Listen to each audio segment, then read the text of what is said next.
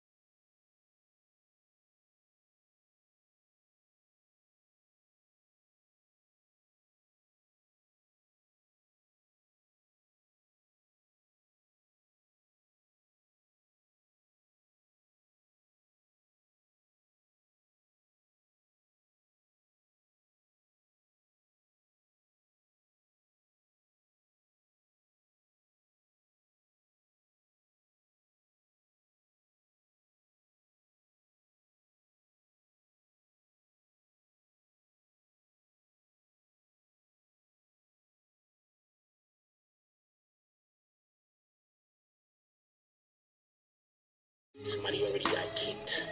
Dope. Somebody already got kicked.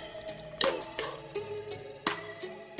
Say the wrong thing and get the bags. With the force of everything that I have. Say the wrong thing and get the bags. Oh, now you niggas salty and you mad. Niggas say the wrong thing. Cuckoo. And get thrown out the conversation. Throw up two fingers and tell them, please don't keep the drama away. Bye. Donate to the cause and hit the cash app. And if you ain't got it, them likes are free. Go and smash that. BBN. Hit that with a hashtag. Sick with the content. Come around and need a hazmat. Jack Frost. Yeah, you dudes need to back off. You got the work around here. Yeah, we all tip our hats off. Keep the same name. That's what you point for. But if you coming back in, put a 2.0. Big bags.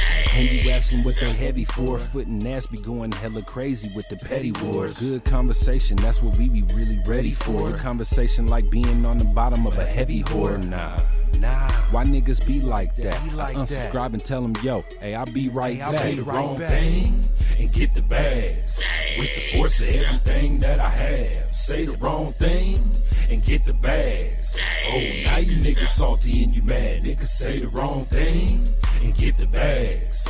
With the force of everything that I have. Say the wrong thing and get the bags. Oh, now you niggas salty and you mad. Niggas say the wrong thing. Yeah, bags. We just kicked that guy straight out the door. We don't got time for that. We hold those over here. Who the fuck is that dude? Hold on. Can we get bags in the chat? Y'all don't see it, but somebody got hit with bags. Can we get all the bags?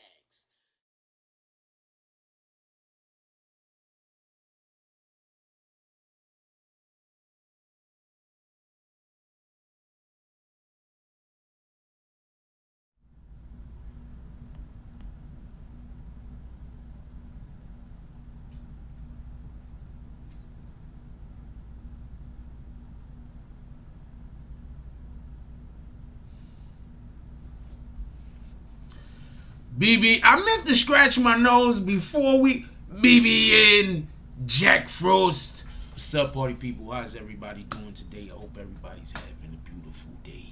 Okay, so real quick,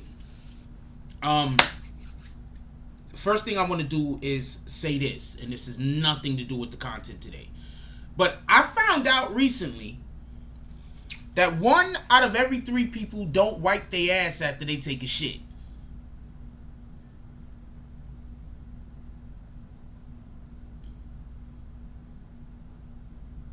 First, I want to know, how did y'all come to these numbers?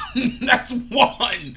Second, not only now am I not smoking with you rat bastards, but I'm also not shaking any hands or passing any pens. With that being said, you see that sun in the background right there? That sun, yeah. The sun, that sun. You see it? You see it? Boom. Buildings. With that being said, we have a very, very serious situation to discuss today. We're going to talk about it extensively.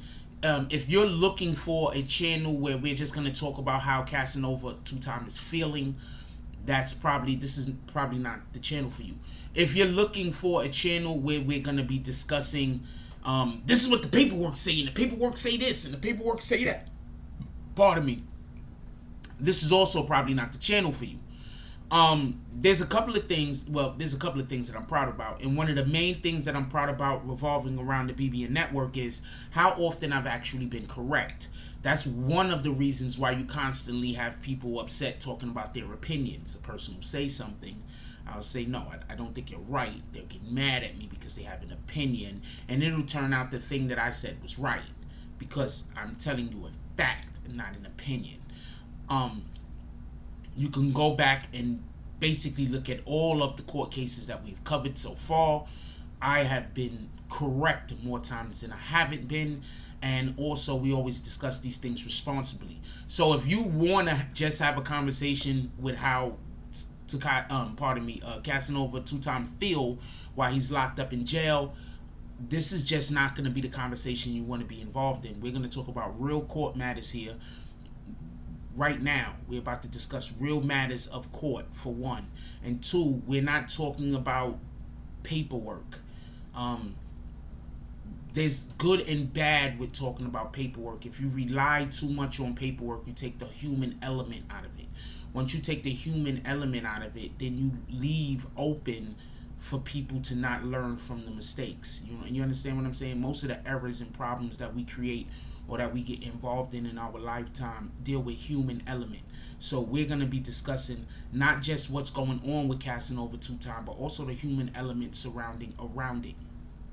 And unlike most people that probably cover cases on the internet, I actually have went to school and studied communications and psychology and things as such. So just so we can be clear, so I'm not just talking to you from a aspect of, yeah, I was in the street. I'm not just talking to you from the aspect of, this is how I feel. I'm talking to you from an aspect of, these are the things that are happening or has happened, and I'm discussing that around shit that I actually studied when I went to Bronx Community College. That's one of the colleges that I went to. Also went to like a trade school where we had to take communications and psychology because of the course that I was taking up, Catherine Gibbs. So I went to both of those schools, and I'm only naming the schools that I got a lot of credits in, not schools that I went to and was bullshitting. With that being said, let's call out the drops from today real quick, and then I want to get directly into this story. The first thing I'm going to do after we call out the drops and we do roll call and chat it up for a second, I'm going to let y'all hear the actual audio of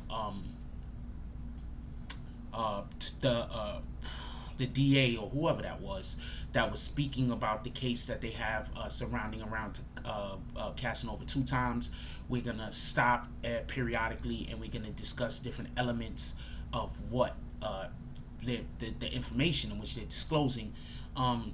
And look, at the end of the day, I'm not going to stand here in front of you and tell you that I'm the most of anything. But what I will say is this. I've been correct a lot.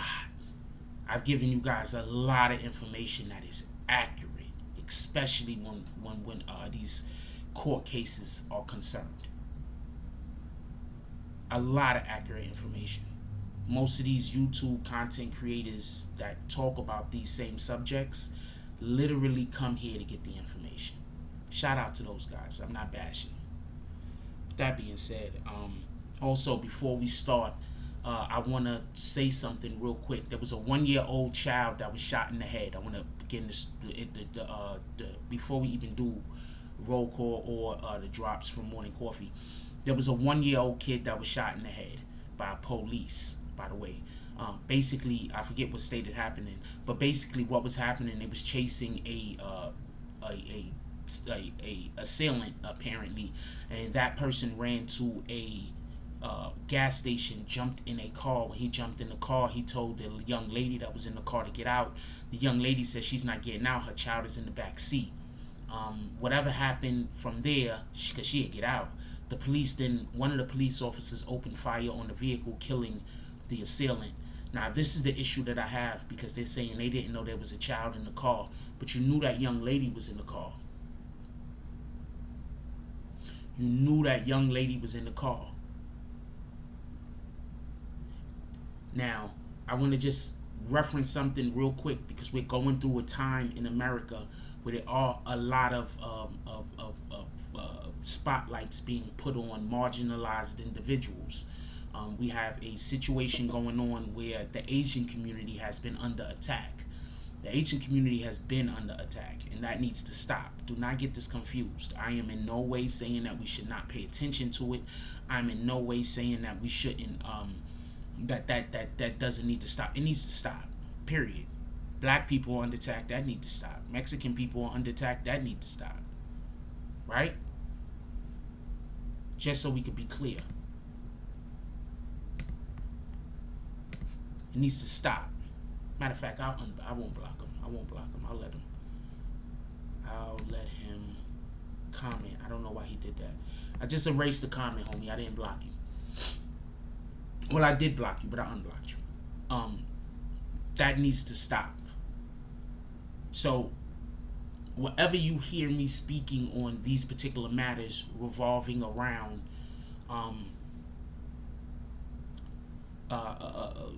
marginalized groups, understand, I am always for the little guy.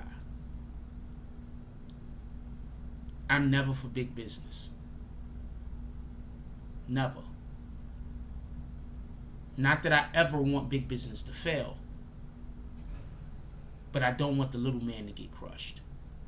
So we have a problem in our community. And the problem right now isn't only that Asians are being attacked. The actual problem is we're treating the situation like it's not the same problem. All of these problems are the same problem. Okay? White supremacy. Even when a black person attacks an Asian person. All of these problems are the same problem.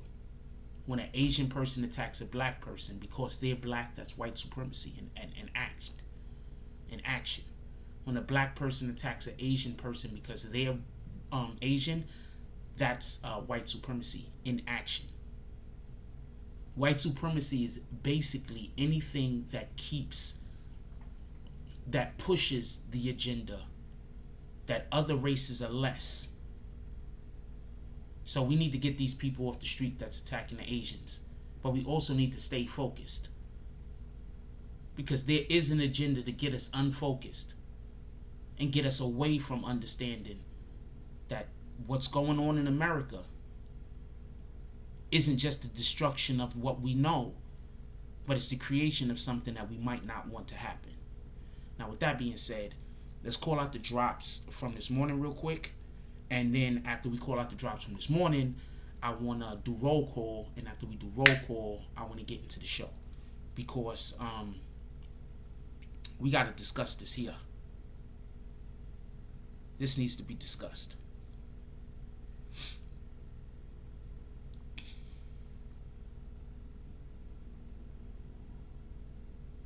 I'm sorry, I need to look at a date. Okay. I'm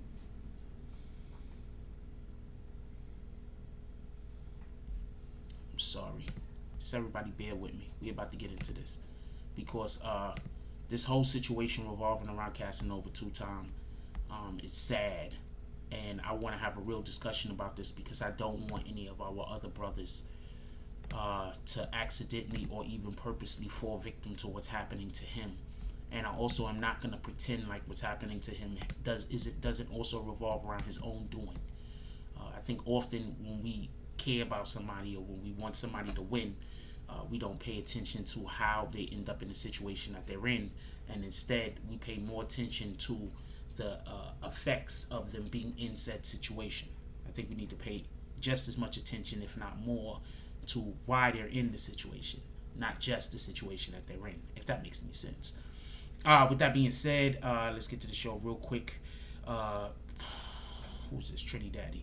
Shout out to Trinidaddy with the $2 drop. Shout out to Salty Sax Creation with the $10 drop. Shout out to Bree Powell, the sniper, with the $20 drop. Shout out to, I gotta remember some of these names because the name isn't here. Man, I can't. I'm just gonna say Deontay. You know who you are. Deontay V. You know who you are. With the $1 drop, you just want to send me a message. I'm gonna say something in 1 second. And shout out to Foot in the Ass Entertainment with the $20 drop. Shout out to James S with the $5 drop, and shout out to DSTN. Ain't nobody calling you Dustin. I don't care what your wife says. With the $10 drop. For all of y'all that watch the show, either don't want people to see what you're commenting, or you have been hit with bags, but you still watch the show and you're probably waiting for me to unbag you. So there's a couple of y'all that what y'all do is send $1 drops so y'all could do your comment. I think that's not a bad way to do it until you get unbagged, I guess. You know what I'm saying? I'm not soliciting money. I'm just saying. Anyway, what up, KC Can Do? How you doing today? He says, how you doing today, Frost? I'm doing well. Thank you for asking me the same question that I'm asking you. What up, Sons to Father TV? Says, yeah. How you doing, my brother? What up, Michael Meath? Yes, Michael Meath. Don't worry, I got you. I know the thing and what you're talking about. What up to the business? How you doing today, my brother? What up, Rule? Don't nobody see them dots. Jones. Also, we put our BBN apparel shop and Cash App up. That's if you would like to either buy some merch or if you would like to donate, drop anything in the Cash App. That's where you would find it at. It's pinned. What up, Top Shots? He says, okay, you got intro song. The intro song actually we've had for months. I play it intermittently. I need to play it more often. What up, Watts Games? He says, yo, how you doing, my brother? What up, Symbology Scanner? Says, salute, BBN fam. BBN West checking in. Salute the BBN West. You already know what it is. Hey, yo, so Symbology, I want to ask you right now, what do you think about this particular BBN West jump off? What do you think of this? Is actually BBN West. It says smoking section right there, BBN smoking section. But if you look at the bottom, I don't know if you can really tell. It says West. This is actually BBN West smoking section. What do you think about that piece of merch? We need to have that come out immediately. Anyway, what up, Angel Crispin? This is good evening, Jack Frost, BBN fam. Salute to all in the chat. God bless. Let's get it. Let's get it. What up, Doug E. Fresh 007? How you doing, Monica Kendra Whitehead? Okay. What up, Gloria Austin? How you doing? What up, Killer Views? I know that I dubbed you for a second, but I brought you back and whatever. He said something. I thought he was trying to get me to read something like I was trying to, or you was possibly referencing an individual that you thought that I was going at, but I'm not going at anybody. Just so we could be clear. What up, Black Cuddy? Salute to the Black Spades. Who else we got up in here? King Will. What up, King Will? Says, what up, BBN? Salute, Frost. What up, D Vertical? Salute. What up, a Bullish? I'm just going to call you Bullish. It says, salute, Frost. Let's get right into the show. First thing I want to do is I am actually going to play some of the audio. The child is still alive. The child had lost. I didn't finish telling you. My apologies. The child that got shot in the head by the police officer is actually still alive. They had to remove part of the child's this 1-year-old child had to remove part of its skull. The child is still alive, just so we can be clear. But like I said, the worst, just as bad as the child getting shot, what we have to understand is that the police officer, there was people in the car and the police officer still shot into the car. You understand what I'm saying? Like, even if there was no child in the car, the police officer should not have shot into the car with that lady in the car. You understand what I'm saying? Our lives need to be hold a higher value. What up, Net Stars?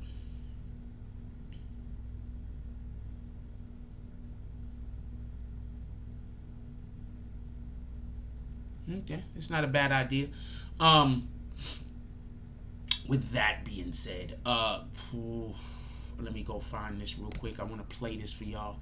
I want y'all to, I really sincerely, I'm about to play some of the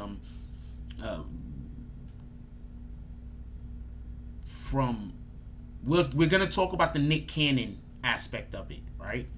But I want to talk about this. I want to talk about it as it goes. I don't want to just bring up the Nick Cannon aspect, because at the end of the day, what he said on Nick Cannon wasn't any different or much different than what he said on Vlad. What up, New York urban legend? So the fact that they're using Nick Cannon instead of Vlad kind of seems like smoke and mirrors to me. So you know, I don't know. We gotta see. Anyway, I'm gonna start playing. I'm gonna play some. We're gonna start right here. We're gonna play some of the audio, and then we're gonna have a discussion in it. I'm gonna pause it in a minute. In the middle of the audio, I'm gonna be pausing it so we can have discussions about different aspects of what this man is talking about. The defendant has also promoted gang meetings and grown and amplified the gang's message and reach, or as he says in his own words, putting this apeshit worldwide. Releasing the defendant from custody. Just so y'all could know, when he was in the interview with, I just want to make sure that we have context. When he was in the interview with Nick Cannon asked him a question, and he literally said that he wants to take this apeshit worldwide. I just want to let y'all know that. Okay, come on, let's go. The defendant has also promoted gang meetings and grown and amplified the gang's message and reach, or as he says in his own words, putting this apeshit worldwide. Releasing the defendant from custody risks considerable danger to the community, and any suggestion by the defense that the defendant is either not a member of Gorilla Stone or that he's merely merely a musician or an ambassador is simply not persuasive when the defense claims that. As we noted in our submission, the defendant's a full-fledged, unquestioned leader of the gang. This isn't about rap lyrics or promoting a musical career or marketing or promoting his music. It's about clear and reliable evidence of his gang leadership. As initial matter, the grand jury, of course, returned the indictment charging the defendant in a racketeering conspiracy count. And in the defendant's own words, in a November 2019 radio interview with Nick Cannon, the defendant made clear that he is, quote-unquote, still ape. That is, a member of Gorilla Stone. And beyond the defendant's public admissions, what he says in private messages powerfully shows his prominent role in the gang. Okay, I want to stop right there. I want to just explain the way that I perceive what is being said. I could be wrong, but I want to tell you the way that I break down what he was just saying. First thing that he did was let you know that Casanova 2-time is basically saying not only is he an ape, is he a part of this gang, the Gorilla Stone Apes, but he also wants the gang to grow. That's like one of the number one things the feds don't want. I'm not trying to laugh. I'm just telling you what it is. One of the number one things the feds don't want is for you to acquire more influence. Get what I'm saying? Like, I'm not just talking about a gang growing. I mean in acquiring more influence. You understand what I'm saying?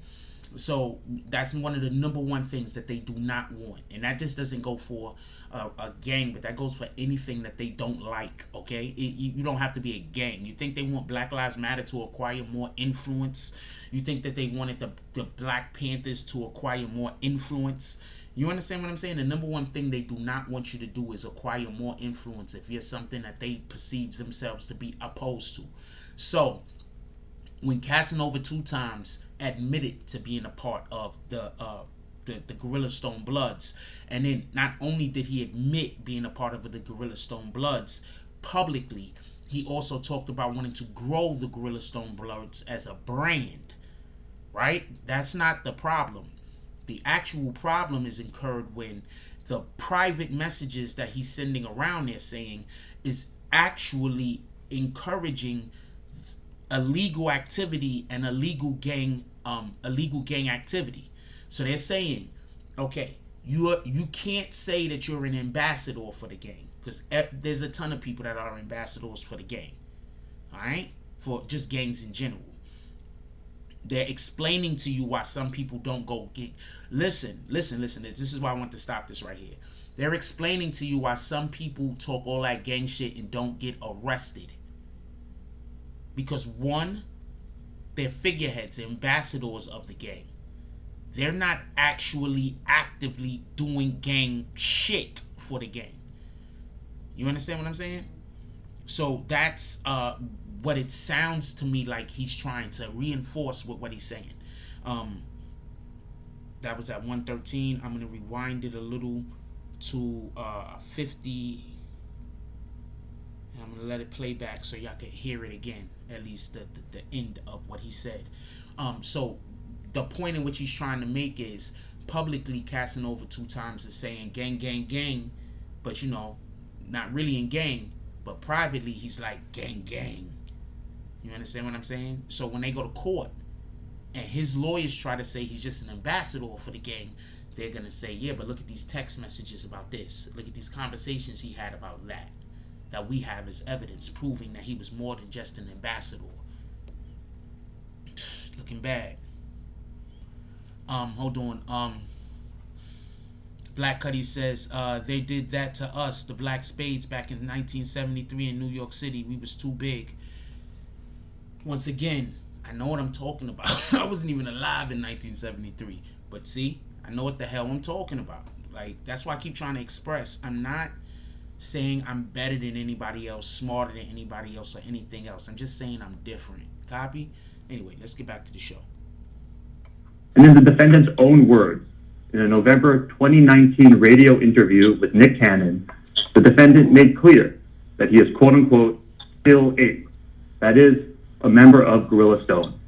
And beyond the defendant's public admissions, what he says in private messages powerfully show his prominent role in the gang. In a September 2019 text message, for example, he bragged, "I'm under Dick Wolf, the godfather of all apes." Dick Wolf is the godfather of all apes. He's the person that started the government is saying he's the person that started the whole entire Gorilla Stone Bloods ape movement. They're saying that he's the highest. You can't go any higher than him. So when they say that Casanova 2 time is saying that he's under him, that means that Casanova 2 time is high. Like there's like, if he's under him, the only person that's over him is Dick Wolf. Get it? I just want you to understand what Casanova 2 times is up against. He admitted that he's under Dick Wolf. So if he's under Dick Wolf, that means that he's basically over everybody else. Like the only person who's over him is Dick Wolf. Is basically how the government is, how I believe the government is trying to interpret that. To be clear, he's under the founder and leader of Gorilla Stone, his co-defendant, Dwight Reed. Take another example. In an August 2020 text message, he actively promotes Gorilla Stone meetings, calling them mandatory, and he warns members if they don't show up, they will be wiped down. He requests that members pay dues to his co-defendant and friend, Walter Luster, also known as Shell. Okay, so real quick, so you can understand what he's saying right there. So basically, the whole thing that he's trying to explain here is Casanova 2 times, if the government is saying that Casanova 2 times 100% is an active gang member doing active gang shit. He's not a figurehead. He's not somebody who is just an ambassador of the gang. He's an active member. That's one thing. Another way in which they're trying to show that he's an active member is by saying he's text messaging people, telling them that they got to show up to meetings. And if they don't show up to meetings, there's going to be consequences. He's also text messaging or telling people that they have to take care of his co-defendant. Does everybody remember when that young lady had her phone taken away from her and she was choked out? The guy that choked her out, he copped out. He's locked up, I believe. He's already got his time. That's the dude that Casanova 2 times is saying that everybody else have to pay dues to, because he went, committed a crime, now he's locked up in jail. Now another reason why I wanted to stop it here is, check this out, just so we could be 100% transparent. That's what he's complaining about. He's locked up and ain't nobody taking care of him. But when other people was locked up, he was taking care of other people.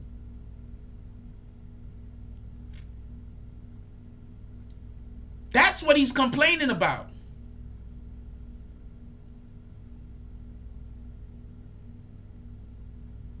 That's what he's complaining about.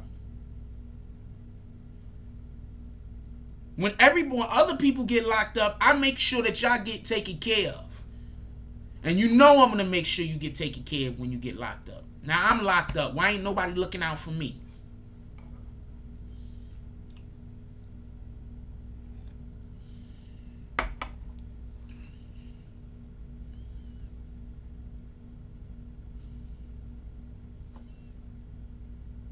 That's what he's saying. So what they're saying right here is, not only is he telling people that they got to show up to meetings or there's going to be consequences, but on top of that, he's telling people that they got to pay dues to the individuals that's locked up and that's behind the wall. Especially the guy that's behind the wall for doing gang business that was directly a result of me. Now, well, not me, but him. Now, hold on 1 second. I also want to add this. I've always said this. That girl was there really filming him so people could know where he was at. I don't think they should have choked the girl out or hurt her. I don't think that. I think they should have just got up and bounced. They had to leave. Because at the same time that happened, he's a real active gang member. He got real active beef. So that means that girl going on live and showing them where he was at, that was really a danger to his life. You get what I'm saying? If he's just a regular rapper, what he did was overboard. Are we clear? If he's just a rapper, what they did to that girl was unnecessary and overboard. Way overboard. But if he's not a rapper, that girl could have been trying to line him up. And what he did was not overboard, although it was illegal. Get it? That girl probably really was there doing some shit that could have got him caught up and killed. For everybody that was dragging him for it. Myself included if I was.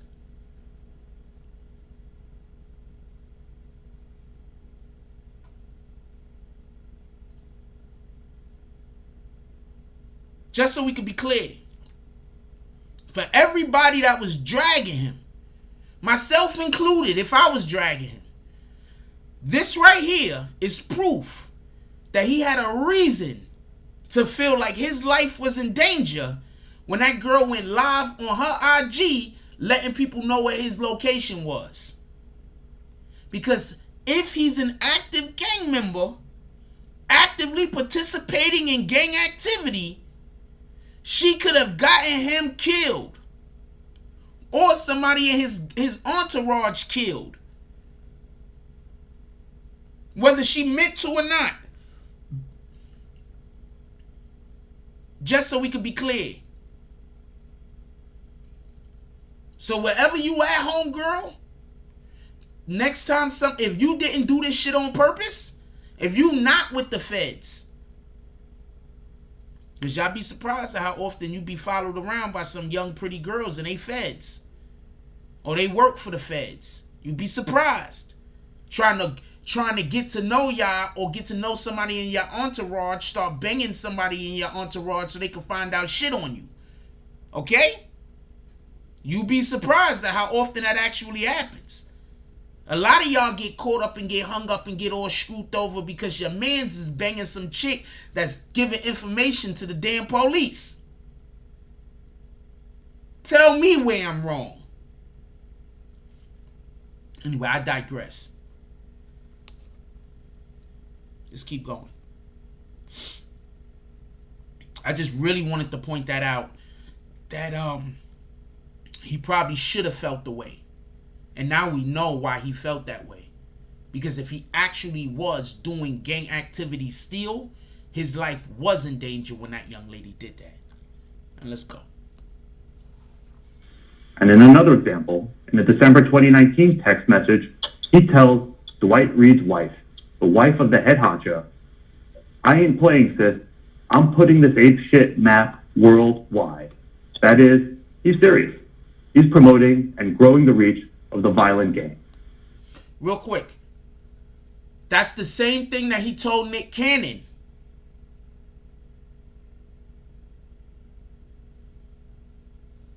Second, there's the overwhelming weight of the evidence, which was strong the day he was indicted, some of which I just recapped and is further set forth in our written submission, and is only getting stronger as these devices from co-defendants such as Chrysler have been downloaded, inspected, and reviewed. They are still... Okay, so basically he's just saying, right there, he's just saying that they still have evidence that they haven't even gone through yet. From people's phones and whatnot. They still got evidence that they haven't gone through yet. Basically, he's like, we already got them. It's a wrap. Stick a fork in them. But what we are going to do is, we're not going to let the other stuff slide that we didn't tell y'all about yet. We just want y'all to know where we at.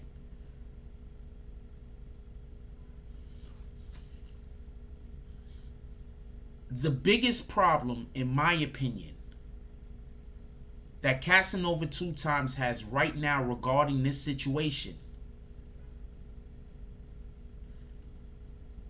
is the acknowledgement that they're saying that he gave, that he was a part of a gang.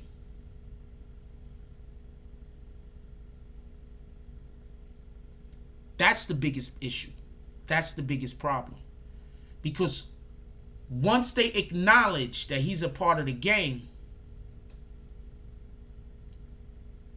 one, he's attached to the RICO all the way, because that's what the RICO is, right? Now, every other crime that he committed, you know what they're going to say? He did that in furtherance of the gang.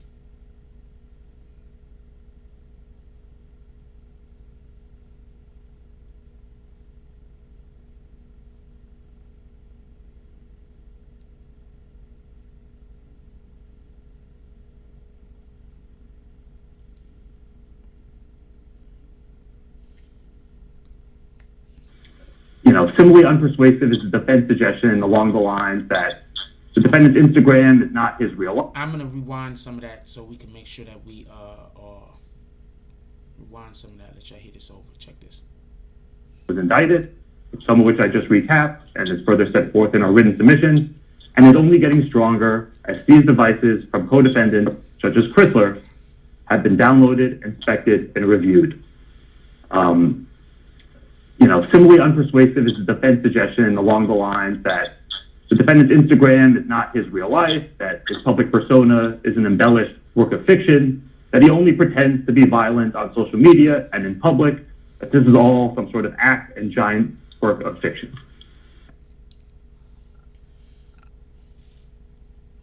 Once again, what the government is trying to do is build the case so that if his lawyers try to ever say he's not actually a part of, yes, I do absolutely 100% plan on covering the Cass case like we covered the non-trade case. This is a fact. What up, Ben Roman? What the government is trying to do is build the case in a manner so that his attorneys can't say that he's not a part of the gang. That's the first thing that they want to do. Listen.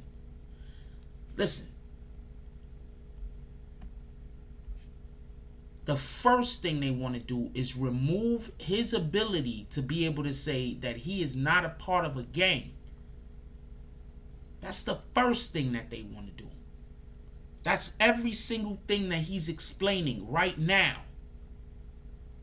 Everything that he's explaining so far in this whole entire conversation that he's just spoken about is how they're going to make it so that his lawyer can't say that he's not a part of the gang.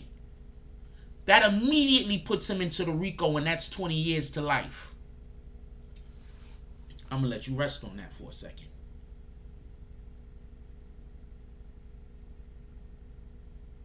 That immediately puts him into the RICO and gives him 25 to life. Period.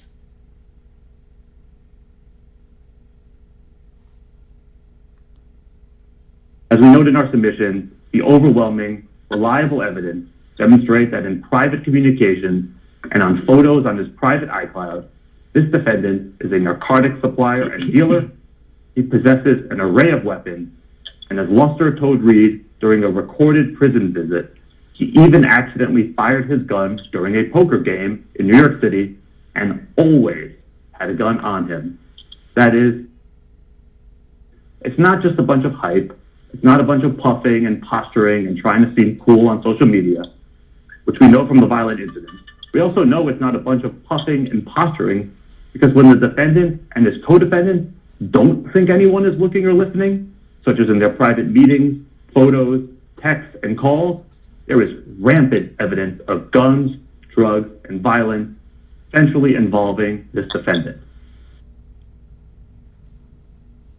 I'm gonna, before I speak, I'm gonna rewind it some so we can rehear some of that after I finish talking.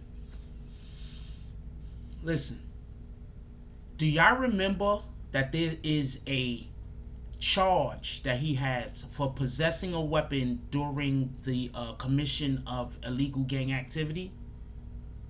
That's that poker game. I believe that's that poker game. And guess what? They got him on tape admitting to it.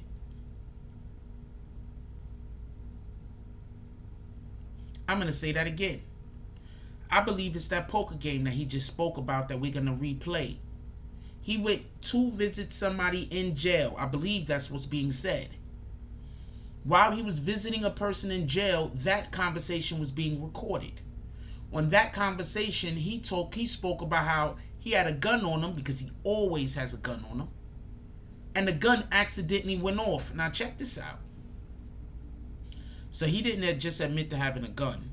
He also admitted to having a gun which was loaded. And he also admitted to firing the gun. Could somebody tell me about how bad is that in New York City? I'm assuming this happened in New York City. Could somebody say how bad that is in New York City? Could somebody get the numbers for me while we live? And tell me what you get for which one of those situations?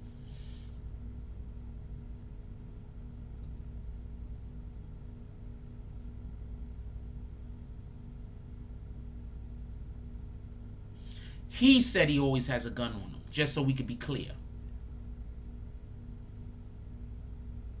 What up, Queen Shy?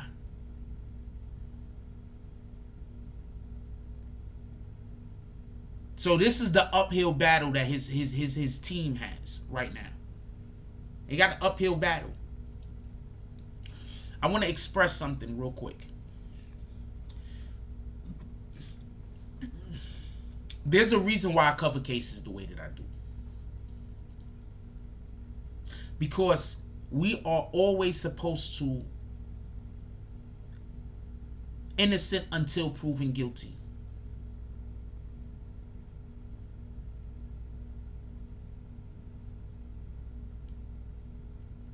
So when you see me covering these cases, I'm covering it on the understanding of innocent until proven guilty. So in the beginning of a lot of these cases, when you see me being super generous, giving the individual the benefit of the doubt, that's because I'm supposed to. Just so we could be clear. I'm supposed to give Casanova the benefit of the doubt. When we was covering the Tekashi case, I'm supposed to give him the benefit of the doubt. When we're covering the Troy Ave case, I'm supposed to give him the benefit of the doubt. Now, with this evidence that they're saying that they have, if this evidence is true, if what they're saying is real, if these things are real, if this is actually the evidence that they have, I don't see no way for Casanova to get out of this, even if he snitch. Just so we can be clear. Because the first thing that they spoke about on here, on this recording, earlier in the recording, is Casanova 2-time is under Dick Wolf, right? So there is no one for him to snitch on. Everybody else is under him. There's no one for him to snitch on. They can't get a bigger fish unless the bigger fish come from a different pond.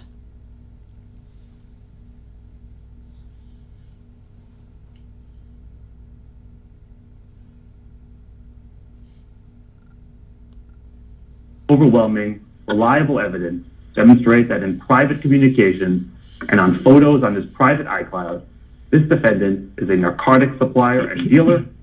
He possesses an array of weapons, and as Luster told Reed during a recorded prison visit, he even accidentally fired his gun during a poker game in New York City and always had a gun on him. That is, it's not just a bunch of hype.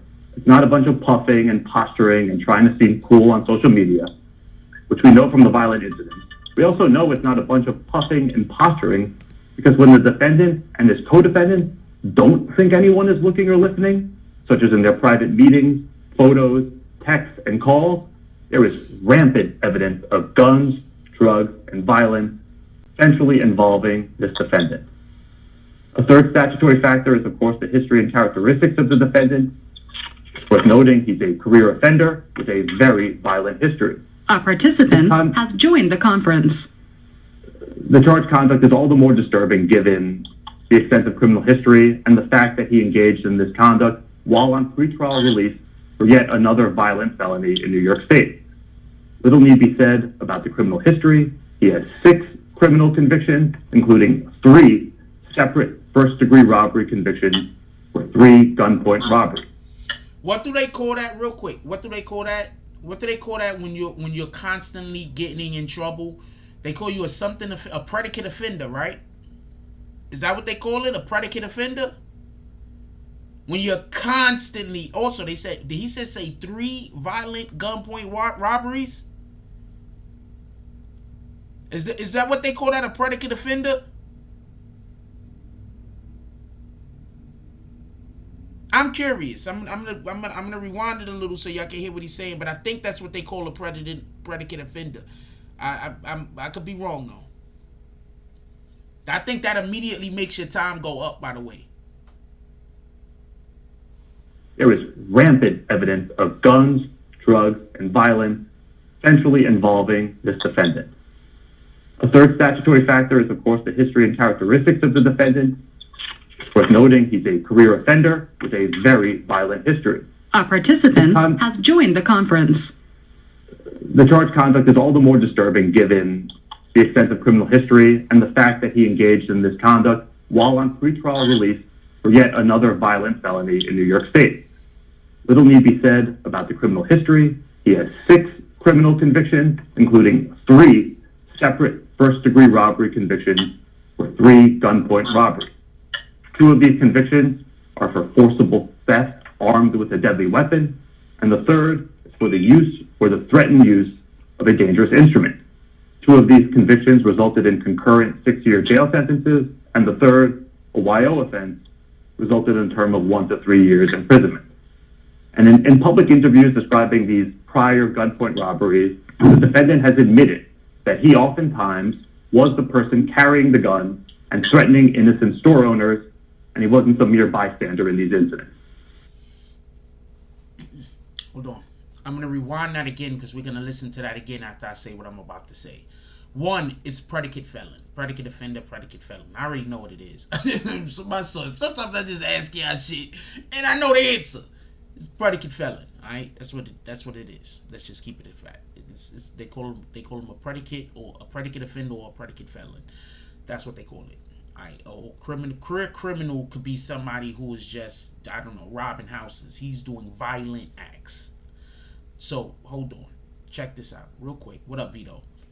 Check this out. Hey, for the people that I let out of the graveyard, how did y'all know I let y'all out of the graveyard? I'm just curious. Cause somebody let me know. Cause a couple of y'all in here right now. Did they alert you? I'm curious. Anyway, check this out. Listen.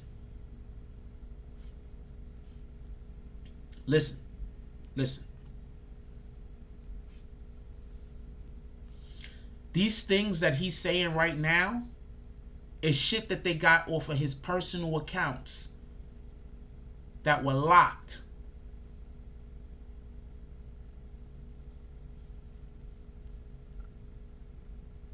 I'm going to say this again. The stuff that they're talking about right now is the things that they got off of his personal accounts that was locked.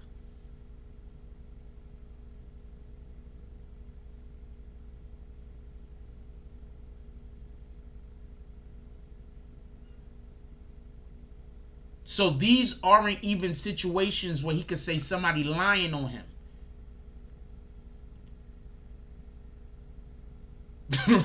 Ben Roman funny. These aren't even situations where he could say somebody is lying on him. I'm gonna rewind that some. This is information that they're getting directly from his phone and shit like that. They're getting this information directly from him. This isn't even a situation where he could say somebody is lying on him. He is the source.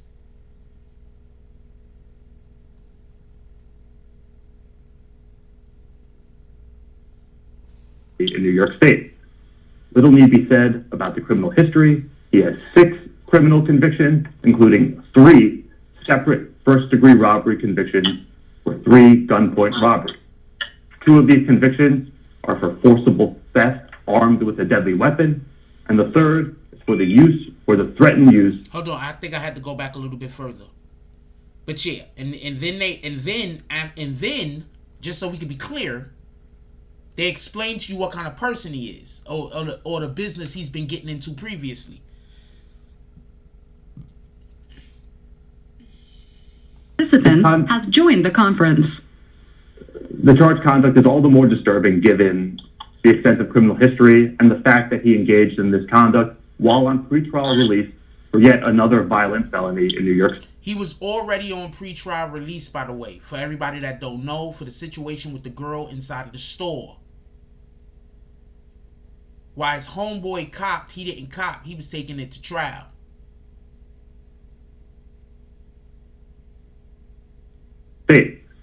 Little need be said about the criminal history. He has 6 criminal convictions, including 3 separate first-degree robbery convictions for 3 gunpoint robberies. 2 of these convictions are for forcible theft armed with a deadly weapon, and the 3rd is for the use or the threatened use of a dangerous instrument. 2 of these convictions resulted in concurrent 6-year jail sentences, and the 3rd, a YO offense, resulted in a term of 1 to 3 years imprisonment. And in public interviews describing these prior gunpoint robberies, the defendant has admitted that he oftentimes was the person carrying the gun and threatening innocent store owners, and he wasn't some mere bystander in these incidents.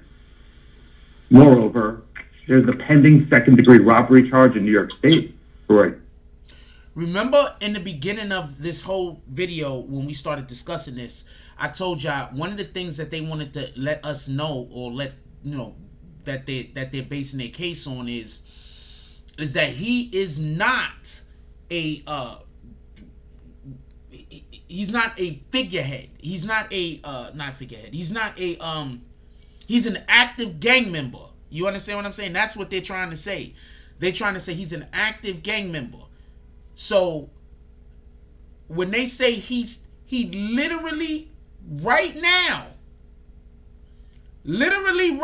he's supposed to be going to court for a case. And while he's supposed to be going to court for a case, he's still committing crimes. Violent crimes.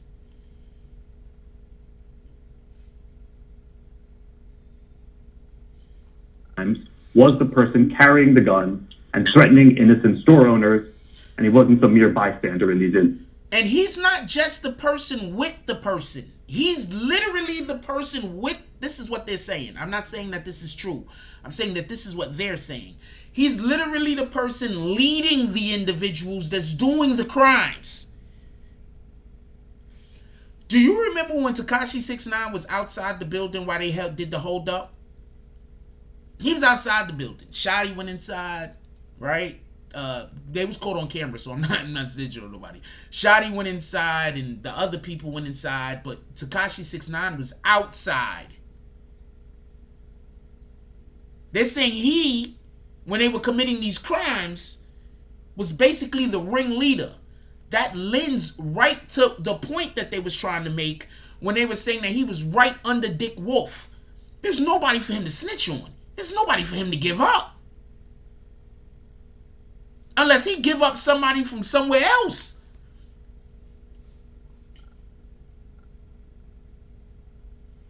Forcible theft armed with a deadly weapon. And the third is for the use or the threatened use of a dangerous instrument. 2 of these convictions resulted in concurrent 6-year jail sentences, and the third, a YO offense, resulted in a term of 1 to 3 years imprisonment. And in public interviews describing these prior gunpoint robberies, the defendant has admitted that he oftentimes was the person carrying the gun and threatening innocent store owners, and he wasn't some mere bystander in these incidents. Moreover, there's the pending second-degree. Also, if you heard him say, he admitted, remember, these are from his personal phone and from his personal, this is the information that they got like from him. You understand? Nobody else, they didn't get this from nowhere else. They got this from him. He was the one carrying the gun. He was the one threatening innocent store owners. Him.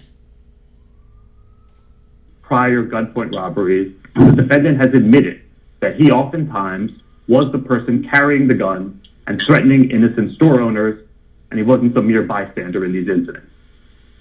Moreover, there's a pending second-degree robbery charge in New York State for a 4th violent felony for which he's been on pretrial release and for which his co-defendant in that case pled guilty and was sentenced to 5 years imprisonment. That's the case in the diner where the defendant triggered a violent attack on a female victim, seemingly because the defendant suspected her of filming him on her cell phone, resulting in Senior lunging at the victim to snatch the phone and Senior's underling doing the dirty work of violently choking her out in the melee. Now, for his part, the defense concedes the violence of the prior gunpoint robbery convictions, but argues that these were long ago and the defendant is a new man today than he was back then. And that may be so, Your Honor, but in response, we respectfully note that the recent conduct is every bit as bad, including the defendant leading and supplying a narcotics distribution operation, possessing firearms, and leading a gang wherein he instigated multiple violent incidents that we discussed, including the strip club shooting. In that shooting in October of 2020, victims were airlifted to a hospital, and just because the defendant is now close to the very top of the enterprise and had more junior members pull the trigger and choke out the victim, this does not absolve him of responsibility. Far from it. Okay, just so we can be clear, that was the situation that happened in Miami.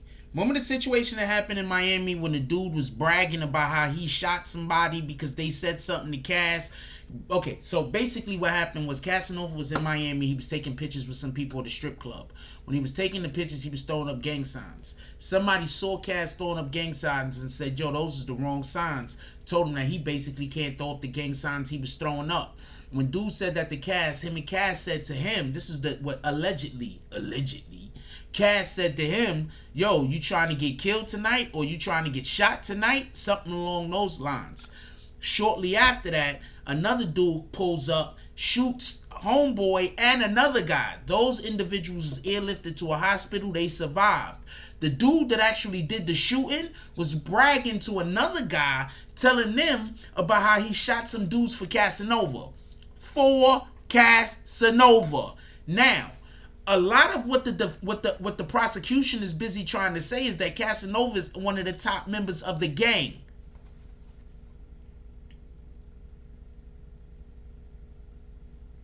So that means that, you know what that means when you're, first of all, when you're a member of a gang and there's other gang members around from your gang and they do a thing, that's you also. But you want to know what it is? When you're one of the heads of a gang and there's other gangs doing, and there's other gang members doing some stuff around you, they're going to say that you sent them to do it, whether you did or not. Even if you didn't send them to do it, they might say they still did it to protect you. These are the problems that Casanova have right now. Hold on, let's keep going. I'm going to rewind that a little so make sure nobody don't miss nothing. Now, for his part, the defense concedes the violence of the prior gunpoint robbery convictions, but argues that these were long ago and the defendant is a new man today than he was back then. And that may be so, Your Honor, but in response, we respectfully note that the recent conduct is every bit as bad, including the defendant leading and supplying a narcotics distribution operation, possessing firearms, and leading a gang wherein he instigated multiple violent incidents that we discussed, including the strip club shooter. In that shooting in October of 2020, victims were airlifted to a hospital, and just because the defendant is now close to the very top of the enterprise and had more junior members pull the trigger and choke out the victim, this does not absolve him of responsibility. Far from it. In short, the only thing the passage of time from his 3 prior first-degree convictions has established is that the defendant has moved up from the more junior role as muscle to a leadership role, where he has his underlings do the dirty work on his and the gang's behalf. The fourth statutory factor is the nature and seriousness of the danger, and I won't further beat the dead horse. I think that's been covered above in describing the conduct. I'm going to rewind that point, because the damn prosecutor said I'm not going to beat a dead horse.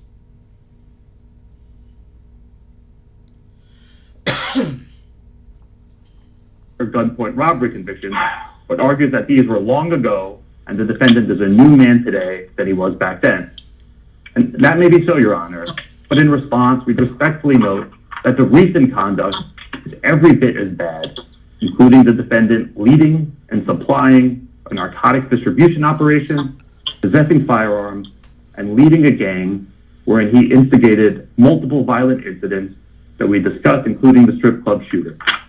In that shooting in October of 2020, victims were airlifted to a hospital, and just because the defendant is now close to the very top of the enterprise and had more junior members pull the trigger and choke out the victim, this does not absolve him of responsibility. Far from it. In short, the only thing the passage of time from his 3 prior first-degree convictions has established is that the defendant has moved up from the more junior role as muscle to a leadership role, where he has his underlings do the dirty work on his and the gang's behalf. The fourth statutory factor is the nature and seriousness of the danger, and I won't further beat the dead horse. I think that's been covered above in describing the conduct.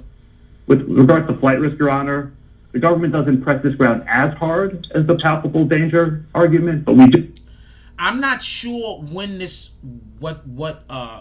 when they went to court for this, but this sounds like why he didn't get any bail. Agree with pretrial services. The defendant is a risk, not absolve him of responsibility. Far from it. In short, the only thing the passage of time from his 3 prior first-degree convictions has established is that the defendant has moved up from the more junior role as muscle to a leadership role, where he has his underlings do the dirty work on his and the gang's behalf. The fourth statutory factor is the nature and seriousness of the danger, and I won't further beat the dead horse. I think that's been covered above in describing the conduct. I think he's basically saying that this is why we can't let him be free. This is why we have to hold him, because he's one of the top members of the gang. And so therefore, by letting him back out, that's going to be allowing for him to still give orders to other people about gang business and gang activities, and still he'll be able to run and lead the gang still. So one of the main reasons why we can't let him out, allegedly, is because he's one of the top members of the gang, and by letting him out, you're literally allowing for the gang to still have their... Okay, so what do you do when you want to destroy the body? You cut off the head, right? Boom. With regards to flight risk, Your Honor, the government doesn't press this ground as hard as the palpable danger argument, but we do agree with pretrial services. The defendant is a risk of flight. The charges carry a significant mandatory minimum and a statutory maximum sentence of life. The defendant isn't safety valve eligible, and those penalties, coupled with the strong evidence, create every incentive for him to flee and not serve the lengthy sentence that he faces. And ultimately, notwithstanding the self-surrender in this case, the defendant's conduct in the moments after he learned that the FBI was looking for him, whereby he dropped his phone, made his way from Atlanta to New York and several states in between, and somehow evaded detection and apprehension by the FBI, who was looking for him during a nearly 2-day period, shows both an ability to skillfully evade law enforcement detection and the willingness to do so, at least for a period of time. I want to explain something real quick. They already knew what Casanova was, what he was doing. Obviously, he's on social media.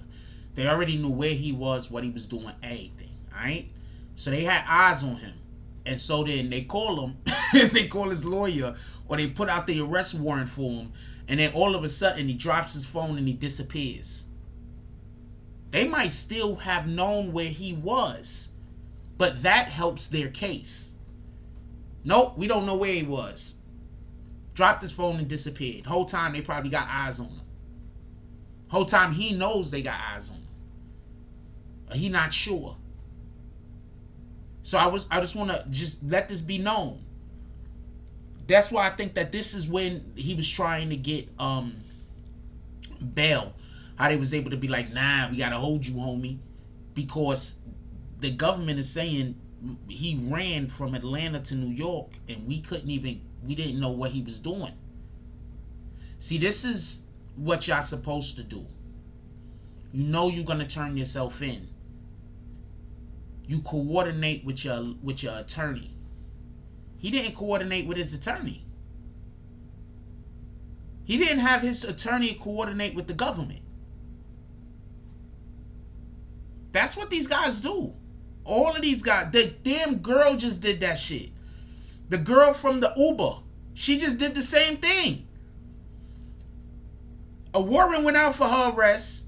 She got an attorney, had an attorney contact whoever was trying to catch her, and said that we're turning ourselves in. We're just getting our whatever the hell straight.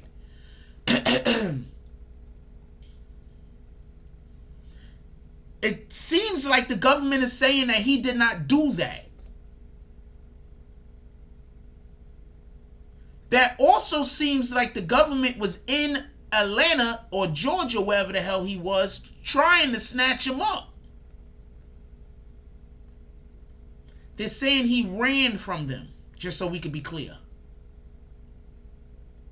They're saying as soon as he found out that there was an arrest warrant, he ran.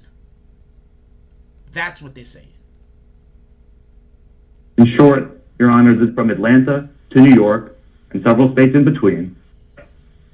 The charges carry a significant mandatory minimum. And just so we could be clear, Atlanta is like 20-something hours away, driving. So I don't know how he got back here. I'm assuming they drove, but Atlanta's like 20-something hours away. Just so we could be clear. It's like 27 hours away. Depends on how you're driving. It's like 20-something hours away from New York.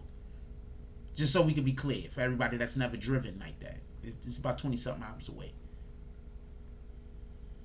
And a statutory maximum sentence of life. The defendant isn't safety valve eligible. And those penalties, coupled with the strong evidence, create every incentive for him to flee and not serve the lengthy sentence that he faces.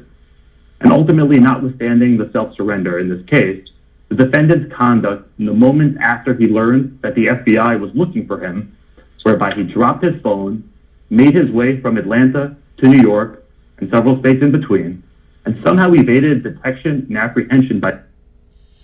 And that's why I think that they had eyes on him. Shout out to James S. So you see his smoking feet. And that's why I think they had eyes on him. Because they said he made his way from Atlanta to New York, right? And places in between. I believe they had eyes on him. The FBI, who was looking for him during a nearly 2-day period, shows both an ability to skillfully evade law enforcement detection and the willingness to do so, at least for a period of time. In short, Your Honor, the defendant has not rebutted the presumption in favor of detention, and in the end, as pretrial services has recommended, the defendant poses a serious danger to the community and risk of flight. Detention is warranted. Seems like you having a good time. And see, all right, I'm not gonna play the Casanova. All right, I'm gonna play the Casanova part. I'm gonna play the Casanova Nick Cannon part. I don't think Nick Cannon people are gonna care about this. All right, we're gonna play this part. Listen. and you know, I still see the stuff, the trolls online and stuff. I see your new pose. You gotta tell me. Like I keep seeing the gorillas and the apes every time you move. What's this movement about? Oh nah.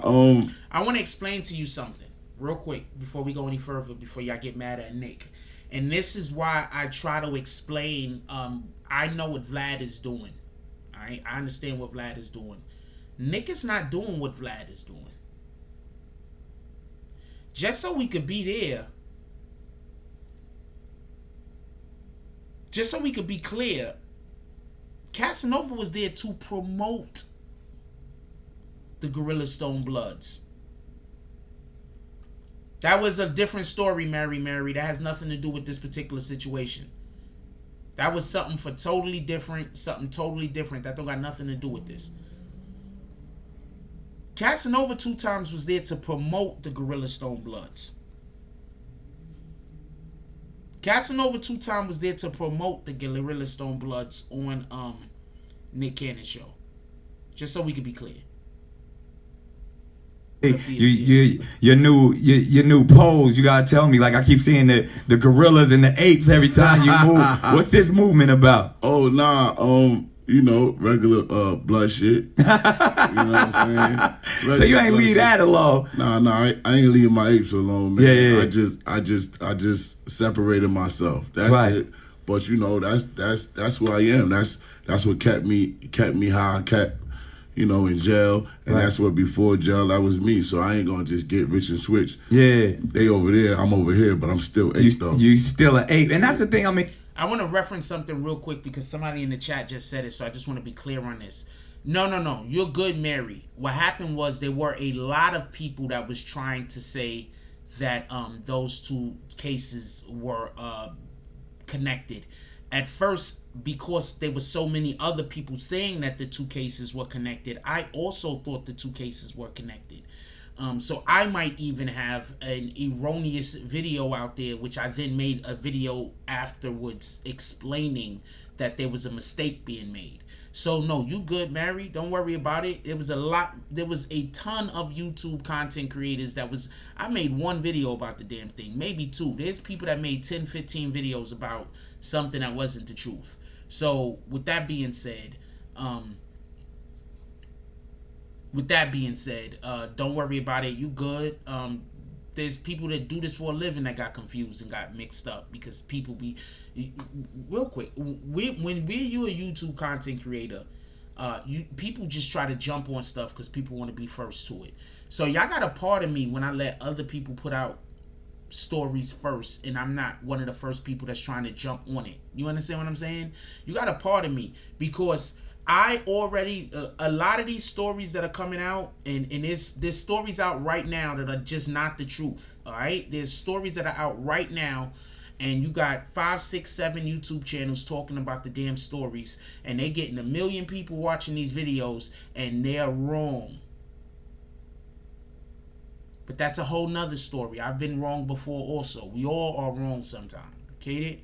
So that's a whole nother story. So I'm just saying that to say, it's not, I get it, we gotta beat people to the story, but sometimes I prefer to just have, to have the best information and then to just be the first.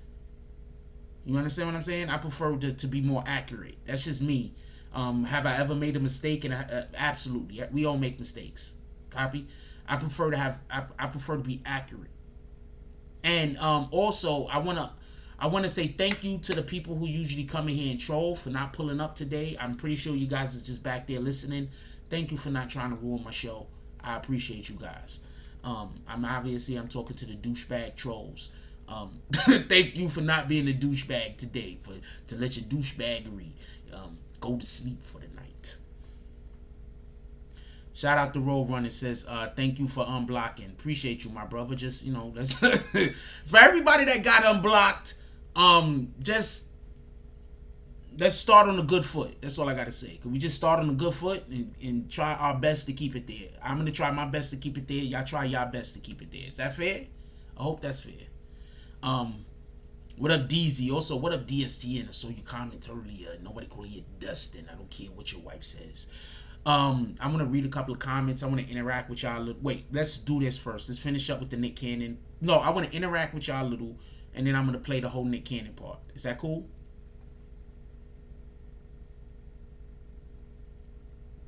Thank you, B-Boy PR. He be here criticizing me the shit out of me some days. B-Boy PR said the difference between you and them, Frost, is that you are very accurate and you do your homework before you release any content. For the most part, I try my best. Shout out to DSCN with the $5 drop. All you see is smoke. Keep it up the smoke. I try my best. I don't know what to tell you. Because we get those likes up, if y'all don't mind. And everybody that got let out the graveyard, some people got to pay for that. I just let y'all out the graveyard. Swag says maybe Cass just so institutionalized. Maybe he's not used to the idea of not advertising the gang affiliation. Maybe Nick told him the shit about how Nick's dad is blood and that he got unguarded. No, I think it's just more that a lot of gangs are looking to be publicized. Not just Bloods, but the Crips and others. I'm an active believer that we need to organize. We have current organizations as far as the Bloods and as far as the Crips and as far as, whatever other kind of gangs that are out there. We need to figure out a way to stop committing crimes, though. We need to figure out a way.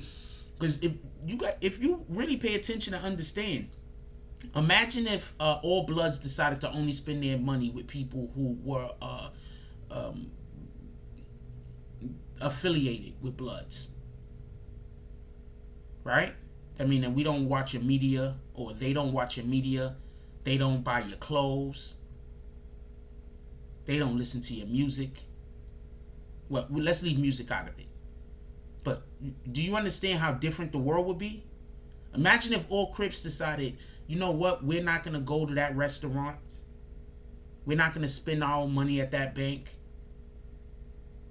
Do you understand the problem America will have? America will have a real problem. The only real issue that we have is in the inability to be able to organize. But the organization is already there. It's just the inability for everybody to be able to be on the same page. If people decided to be on the same page, what in the fuck? America would be a totally different world. And yes, I said that appropriately. America would be a totally different world. So with that being said, what he was doing was, he was trying to get... Do y'all understand... Did anybody know about Treyway? Who here knew about Treyway before Tekashi 6ix9ine?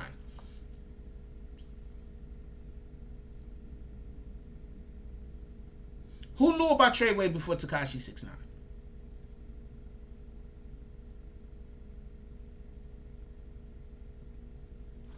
That's my point.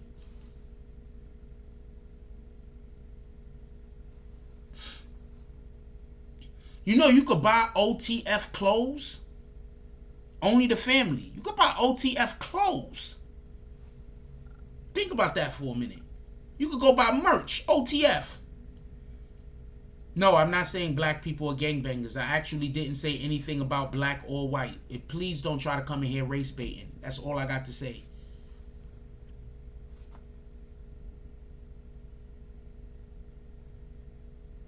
We still hit people with bags. Don't come in here race baiting, please. I'm asking you to not race bait.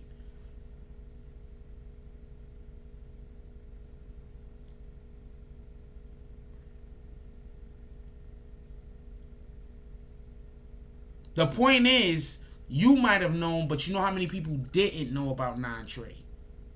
That's my point. You know how many people didn't even know Treyway was a thing? You understand what I'm saying? So, you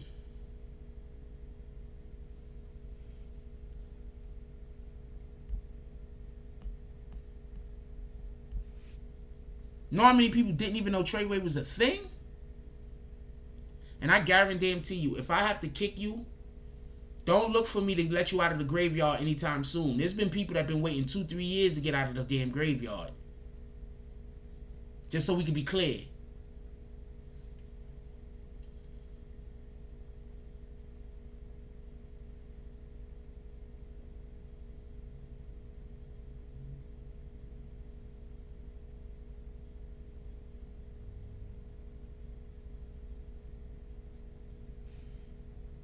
Let's listen to what he actually said that they're saying that he's in trouble for, real quick. This is the Nick Cannon interview. This is part of the Nick Cannon interview. I mean, because even when I was reading up and they was like, oh, well, you know, we're kings, we can't be considered apes, and we're not monkeys and all that stuff. Like, what do you say when cats when the too woke try to start speaking to you? I feel like See, I'm still a street nigga. I'm still a gangster. Yeah, the gorillas is to me is the king of the jungle to me. You know what I'm saying? And that's the closest thing to men. I don't know what they talking about. I don't want to be a monkey. I'm an ape, man. I'm a gorilla. But I don't really business with that, man. They only do stuff like that when it comes to them. Just like people want to talk about Gucci. Yeah. Gucci doing this. All of that, I feel is a setup. Like everybody be trolling. Right. I think it's good trolls and bad trolls, but so at the end of the day, it's everybody wanting attention, everybody having an opinion. Yeah, because it's real stuff happening, and we don't go hard for it. Like it's a distraction. Yeah, you know what I'm saying? I posted a video with a dude getting shot in his back. Jumping over the fence, and police shot him in his back. No gun, no nothing. Right. You know, I ain't really on that type of time, but you gotta look at it. Ain't nobody else talking about that. Yeah, I'm just looking like, damn. Let me post this, just to post this, you know what I'm saying? And I'm like, how would I feel if that was like my brother or my son or loved one, like shot innocently, and there's no repercussions. So I think that's what we could get to focusing on that. Yeah, I think like police should be punished. Yeah, for shooting unarmed people, especially the thing with the lady got shot in the house. Yeah, wow. I don't get it. Yeah. I don't get it. I think they got a license to kill, and I think that shouldn't be right. That's my thing. Once I get up in the ranks, I'll probably go and start getting on something. Hey, well, you on the way, man. You definitely right there, and you talking that.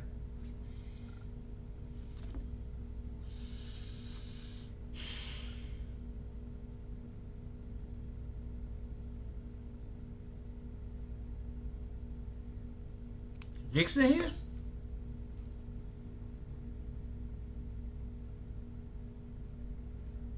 If Vixen's in here, I didn't see her.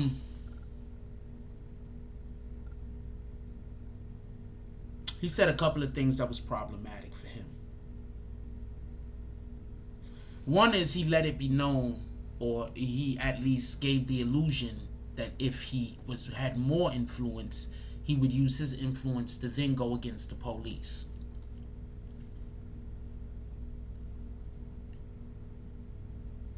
I'm going to say that again.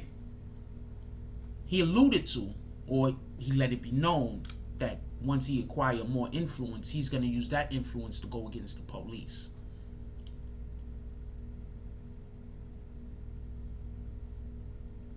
What up, Dog Soldier? What up, John B? That's what he did. So just think about that for a moment.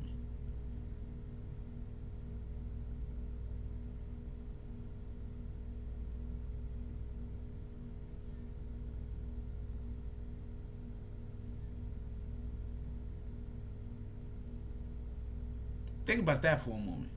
When you think about why I'm not even gonna say he's targeted. If he committed crimes, he committed crimes. If you commit, I just want to be clear on something. This is just me talking. But if you committed crimes, I don't want to hear you being targeted. You committed crimes. Alright? Police are there to investigate crimes. If you committed crimes, you cannot be targeted. Only way you could be targeted is me and this person committed the same crimes. They after me, they not after him. Then I'm being targeted. But if you committed crimes, yeah. Oh, how long you been? I let you out of the graveyard. I let you and a ton of other people out of the graveyard, homie. Mary said this is why he got picked up. He's speaking against the establishment. Wasn't wrong what he said. I'm not saying that this is why he got picked up. What I'm saying that this didn't do him any favors.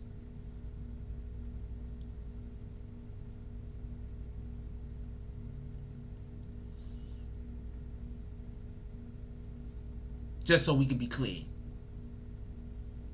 Hold Hold on. How long you been in here trying to comment, John? I'm curious. How long you been in here trying? So you be writing comments all the time and can't nobody just see you, but you still be, you know what? Let's clap it up for John B. Let's clap it up for John B. John, you better turn yourself green. You better join the green team. You better turn yourself green, homie. You trying to tell me that all of this time you've been blocked, you've been commenting, even though we can't see you. Oh, is this what you're trying to tell me?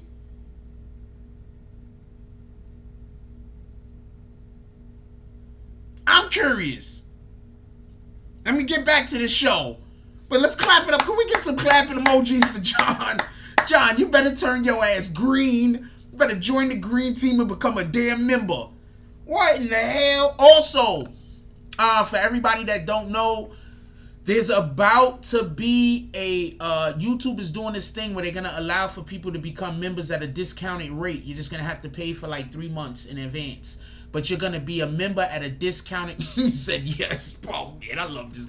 I'm starting to like you, John. I mean, I don't know why you got kicked. I don't know why you got kicked. I don't know why you got kicked. I don't have the slightest idea. But yes, we can see your comments now. Shout out to you. What the fuck? No. They were gonna be arrested. I'm gonna explain to you why they were gonna be arrested at some point, and there was nothing that they can do about it. Them dudes ran in the Barclays Center, shot up the Barclays Center. They ran in the Barclays Center and caused for the Barclays Center to get shot up. They were going to get arrested, period, and there's nothing anybody can do about that. They were always going to get arrested. Treyway, after that Barclays situation, Treyway was always going to get arrested. Yes, there is a membership button. You got to go and there's a membership button. It's on every video.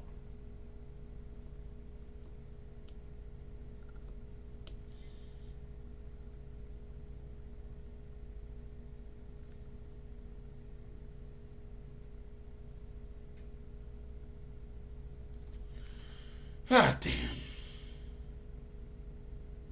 See, I unblocked a couple of people, and then the first thing they did was immediately came back to the channel and started talking crazy. You got blocked again, you rat bastard.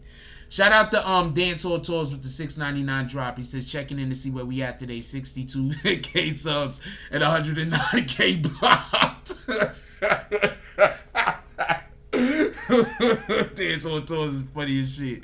I unblocked a shitload of people, man. I don't know what to tell you. Some of them started trolling me immediately. Some of them haven't.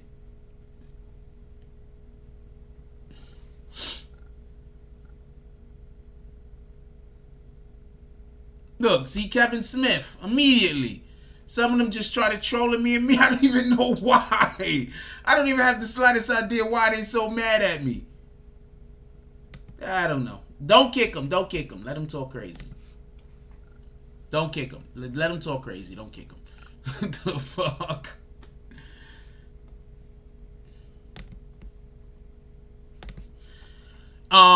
Just don't let none of his comments come through. But don't kick him. Just dub all of his comments. Yeah, they already kicked you. You got hit with bags. Shout out to you. With that beat, now y'all see what I'm saying? These motherfuckers is crazy.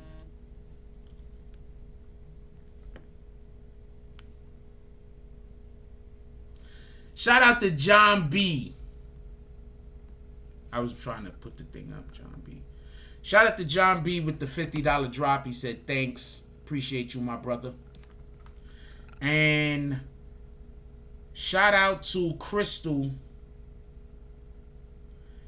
she with the $1 drop. She said she didn't know either. She's been commenting. I'm sorry. I know who you are, Crystal. Once I find your name, I'm gonna unblock you. There's nothing I can do about it at the current time. I'm gonna unblock you as soon as I find your name. Copy? You know we've been searching.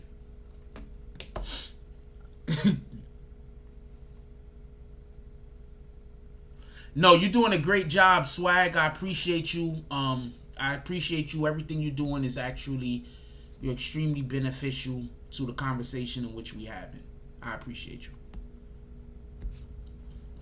Even when you was making comments that was just like, what the hell is he talking about? I appreciate you, just so you know. Somebody unhit him for you. I don't care. Unhide him. I don't care. Let's get back to the show.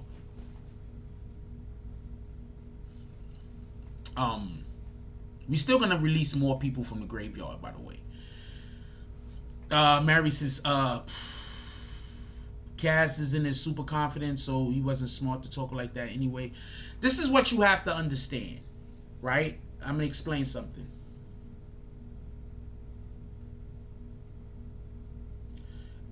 Flying metal. I just told them to not block people. You just literally heard me say don't block people, Flying metal. You just literally heard that. You literally heard me just tell them to not block the guy.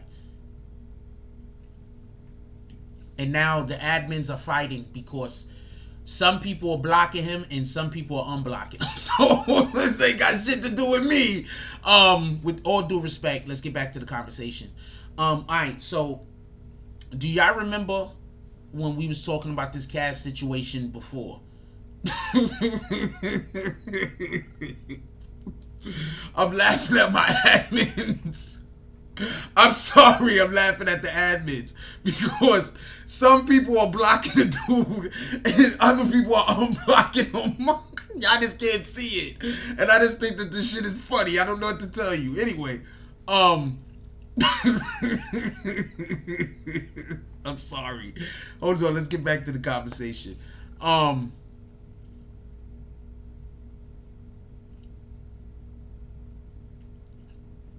Let's get back to the conversation. So, do y'all remember when I told y'all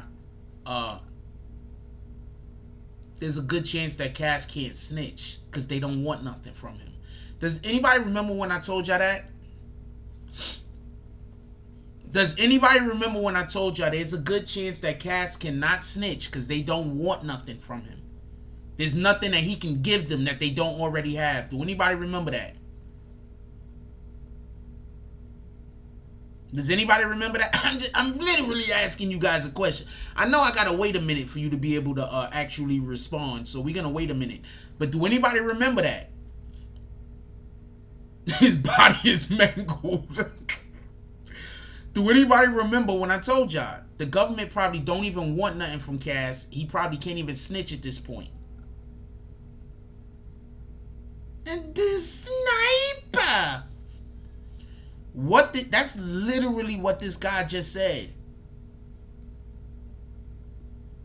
That's literally what he just said. Once again, Jack Frost on point. Once again, Jack Frost on point, telling y'all what's happening before it happens or before it's made public. That's literally what dude just said. So for everybody talking about he gonna snitch on what and who?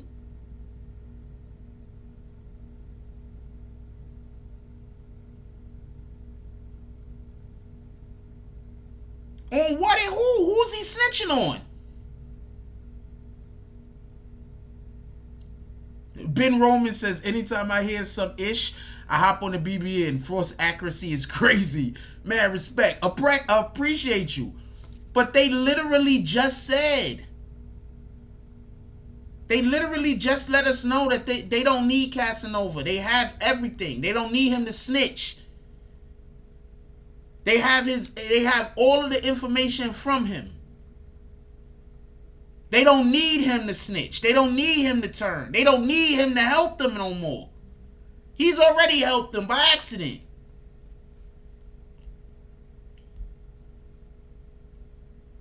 Yes.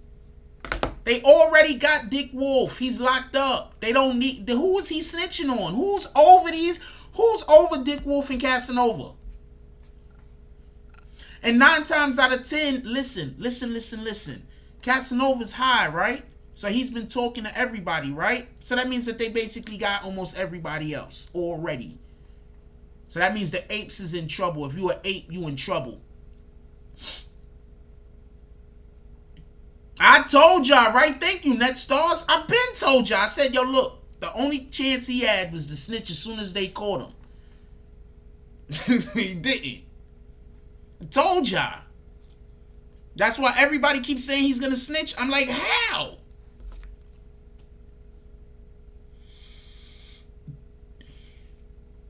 I need to know how he's gonna snitch. On who? The only people he could possibly snitch on is people that don't got nothing to do with what the hell ever the hell is going on.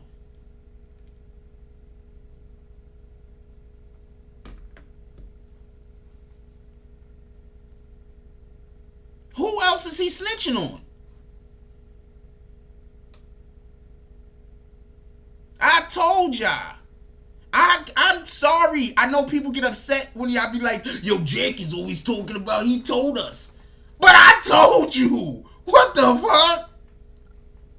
I told you. For everybody that's talking about he gonna snitch, on who? How? On what? Where can he snitch? They have him dead to rights. If what they're saying is true, they have him dead to rights. You just gotta feel for the brother at this point. And hope others learn from any mistakes that he's made.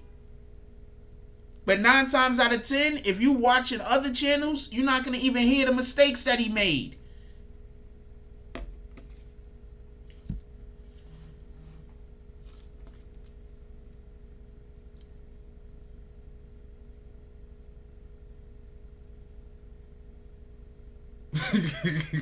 Shout out to JAS.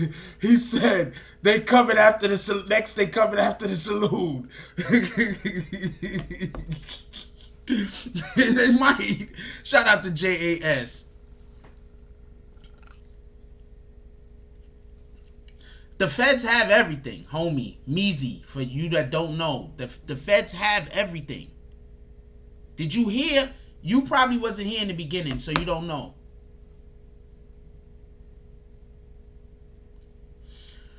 Dancehall Tour says Casanova is not a general. He could snitch on his CC dump plug or his weed plug. Guess what? Whoever those plugs are, he's already snitched on them because they have all of his telecommunications and he doesn't hide anything. That's my point. They have his cloud. They have his cloud.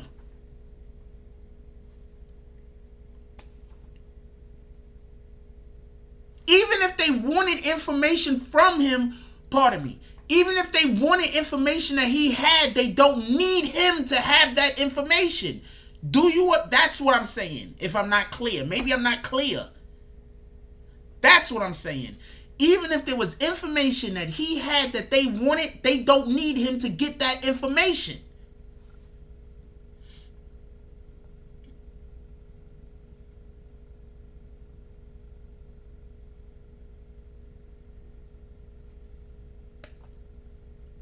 The dude said they have his whole... I'm going to let this play through one time straight through. I'm going to let this play straight through one time. I'm not going to interrupt, homie. I'm just going to let it play straight through one time. Now listen to what I was told y'all and remember everything that I've been saying about this case. I've been saying they don't need Cass no more. They don't need him. They have all of his intel because they got his phone and they got his cloud. They got his Instagram, they got his IG.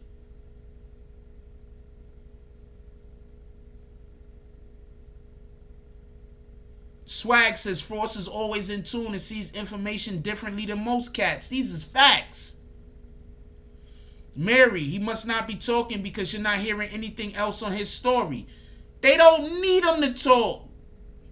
The worst thing you can be, if you are locked up in jail going to trial, is somebody that they don't need information from.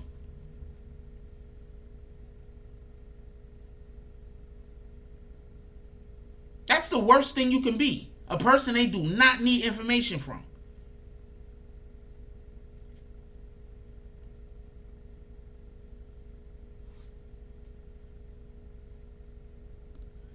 I'm gonna play this through one time where the the prosecutor's talking. I'm gonna play it through one time. I'm not gonna talk. I'm just gonna let it go through one time. It's about 8 minutes. Just remember everything that we've already said. Hold on. Remember everything that I've already told y'all and that we've already discussed. Not told you. Discussed, though. They don't need them. Now I'm going to let it play all the way through so you can hear what they're saying they have on him. Understand, they have everything. They have everything. As far as anything that could pertain to information that they would ask him to give to them. They have everything.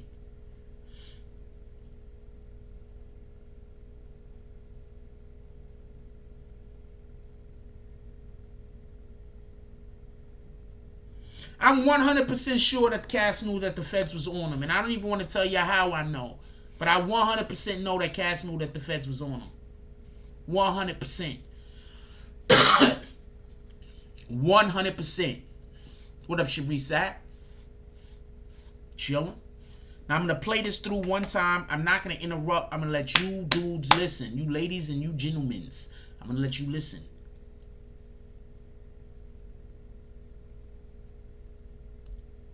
Defendant has also promoted gang meetings and grown and amplified the gang's message and reach, or as he says in his own words, putting this apeshit worldwide. Releasing the defendant from custody risks considerable danger to the community, and any suggestion by the defense that the defendant is either not a member of Gorilla Stone or that he's merely just merely a musician or an ambassador is simply not persuasive when the defense claims that. As we noted in our submission, the defendant's a full-fledged, unquestioned leader of the gang. This isn't about rap lyrics or promoting a musical career or marketing or promoting his music. It's about clear and reliable evidence of his gang leadership. As initial matter, the grand jury, of course, returned the indictment charging the defendant in a racketeering conspiracy count. And in the defendant's own words, in a November 2019 radio interview with Nick Cannon, the defendant made clear that he is, quote-unquote, still ape, that is, a member of Gorilla Stone. And beyond the defendant's public admissions, what he says in private messages powerfully show his prominent role in the gang. In a September 2019 text message, for example, he bragged, "I'm under Dick Wolf, the godfather of all apes." Couldn't be clearer. He's under the founder and leader of Gorilla Stone, his co-defendant, Dwight Reed. Take another example. In an August 2020 text message, he actively promotes Gorilla Stone meetings, calling them mandatory. And he warns members if they don't show up, they will be wiped down.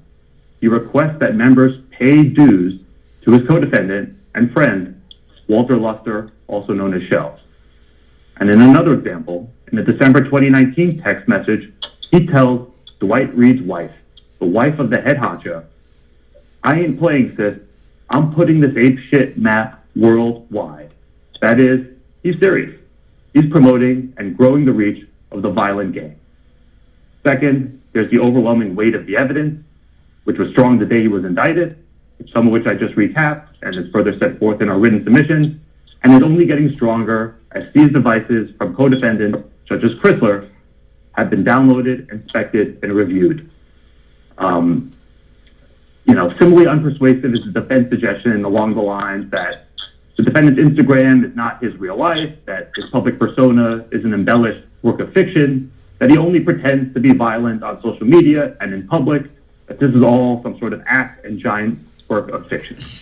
As we note in our submission, the overwhelming, reliable evidence demonstrates that in private communications and on photos on his private iCloud, this defendant is a narcotic supplier and dealer. He possesses an array of weapons, and as Luster told Reed during a recorded prison visit, he even accidentally fired his gun during a poker game in New York City and always had a gun on him. That is, it's not just a bunch of hype. It's not a bunch of puffing and posturing and trying to seem cool on social media, which we know from the violent incident. We also know it's not a bunch of puffing and posturing because when the defendant and his co-defendant don't think anyone is looking or listening, such as in their private meetings, photos, texts, and calls, there is rampant evidence of guns, drugs, and violence, centrally involving this defendant. A third statutory factor is, of course, the history and characteristics of the defendant. It's worth noting he's a career offender with a very violent history. A participant has joined the conference. The charged conduct is all the more disturbing given the extensive criminal history and the fact that he engaged in this conduct while on pretrial release for yet another violent felony in New York State. Little need be said about the criminal history. He has 6 criminal convictions, including 3 separate first-degree robbery convictions for 3 gunpoint robberies. 2 of these convictions are for forcible theft armed with a deadly weapon, and the third is for the use or the threatened use of a dangerous instrument. 2 of these convictions resulted in concurrent 6-year jail sentences, and the third, a YO offense, resulted in a term of 1 to 3 years imprisonment. And in public interviews describing these prior gunpoint robberies, the defendant has admitted that he oftentimes was the person carrying the gun and threatening innocent store owners, and he wasn't some mere bystander in these incidents. Moreover, there's a pending second-degree robbery charge in New York State for a 4th violent felony for which he's been on pretrial release and for which his co-defendant in that case pled guilty and was sentenced to 5 years imprisonment. That's the case in the diner where the defendant triggered a violent attack on a female victim, seemingly because the defendant suspected her of filming him on her cell phone, resulting in Senior lunging at the victim to snatch the phone and Senior's underling doing the dirty work of violently choking her out in the melee. Now, for his part, the defense concedes the violence of the prior gunpoint robbery convictions, but argues that these were long ago and the defendant is a new man today than he was back then. And that may be so, Your Honor, but in response, we respectfully note that the recent conduct is every bit as bad, including the defendant leading and supplying a narcotics distribution operation, possessing firearms, and leading a gang wherein he instigated multiple violent incidents that we discussed, including the strip club shooter.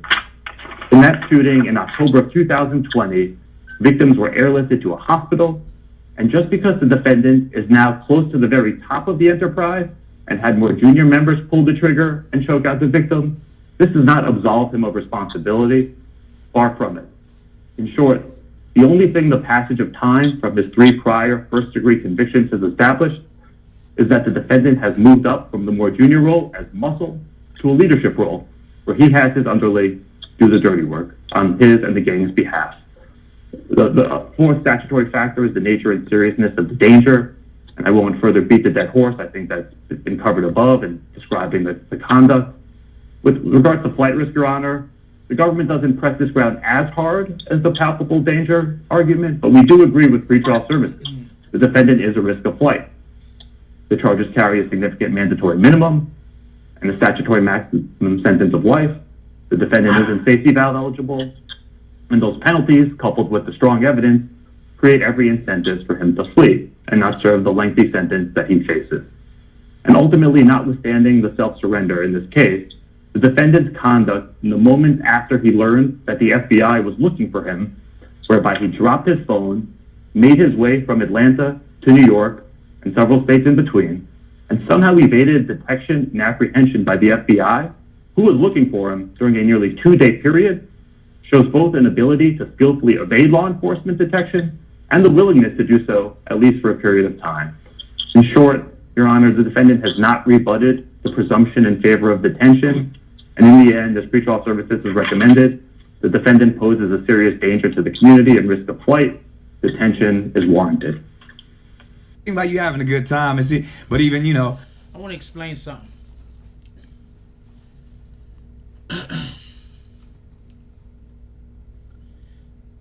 Basically, this dude just said he's going to jail. Our case is so solid that he know that he's going to jail. Our case is so silent that he needs to act of God. So if we give him bail, we ain't never gonna see this dude again. He's not coming to trial.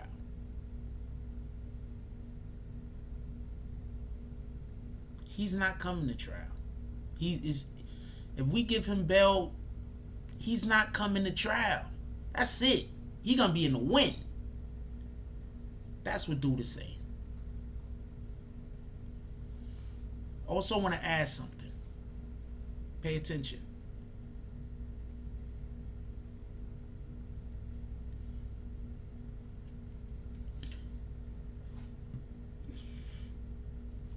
Because they don't want anything from him,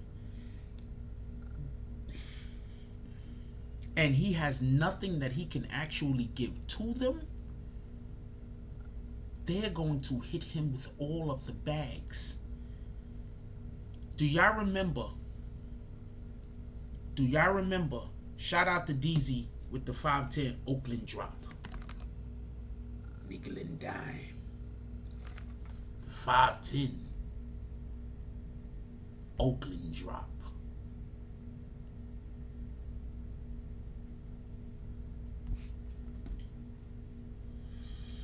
And shout out to, I think I missed somebody. I'm sorry about this. I don't like missing people.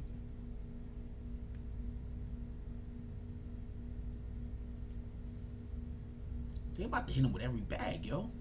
They don't need nothing from him. This is what I mean by, I get it.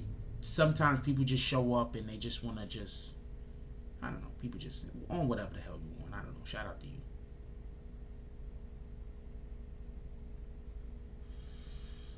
Okay, so somebody just hit me up. They said they must be blocked. His tag name is Bear. Yeah, you are blocked. I saw your name. I remember seeing your name. We're going to make one pass through tonight after the show. We're going to make one pass through tonight after the show. If you're currently watching and you're blocked, send it so I know what name to look for. You got to send $1 so I know what name to look for. I'm not trying to get $1 out of you, but that's the only way that you could be able to tell me what name to look for. I just got the idea from people who actually have been asking me to unblock them. We're going to make one pass through tonight. One pass through. Shout out to Wavy. Shout out to Wavy D with the $6 2-cent drop. I'm assuming this is an area code drop. He said, for always keeping it funky. I like when it's stinking. Shout out to James S with the $7 2-cent drop. Well, you see his smoking feet. He just did the Vegas drop.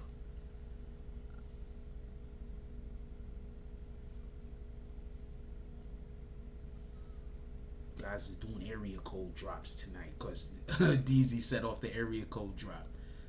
Oh, that's not an area? Yes, that's the Phoenix drop there, the 602. That's a fact.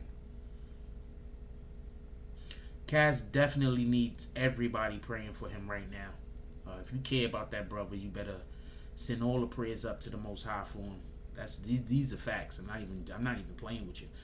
We will go make one pass through the graveyard tonight at the end of the show. We'll make one pass through the graveyard.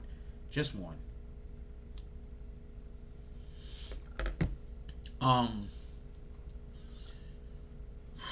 I guess at this point, all I can say is, I told you so. I mean, what else could I tell you? Literally, what this guy is basically telling y'all is stuff that I already informed you of. It's going to be a hard road to hoe for Casanova. They don't need nothing from him. They probably don't want nothing from him.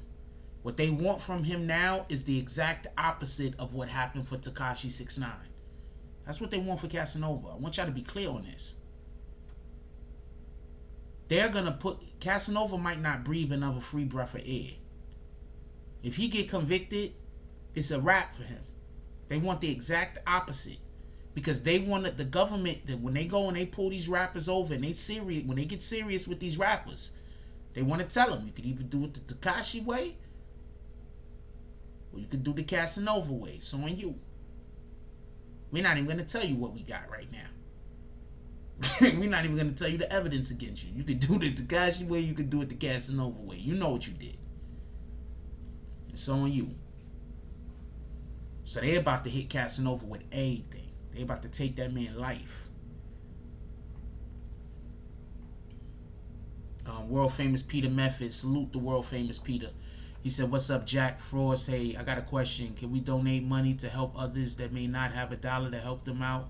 In other words, $5. Yeah, why not? We could put a fund together for people that need assistance. We can 100% do that, but I wouldn't want to be in control of it. But we can definitely do that. Maybe we could get somebody else that's gonna. That's not a bad idea. I think that we need to. That's not a bad idea. We could get a BBN fund together for when people in our community might be going on some rough times. That's a fact. But I wouldn't want to be the head of that. I would want somebody else to be the head of that, or somebody else to at least have the access to it, so more than one person have to okay it to send money out of the account, if that makes any sense. But yes, we could absolutely do that. I think that that's a great idea.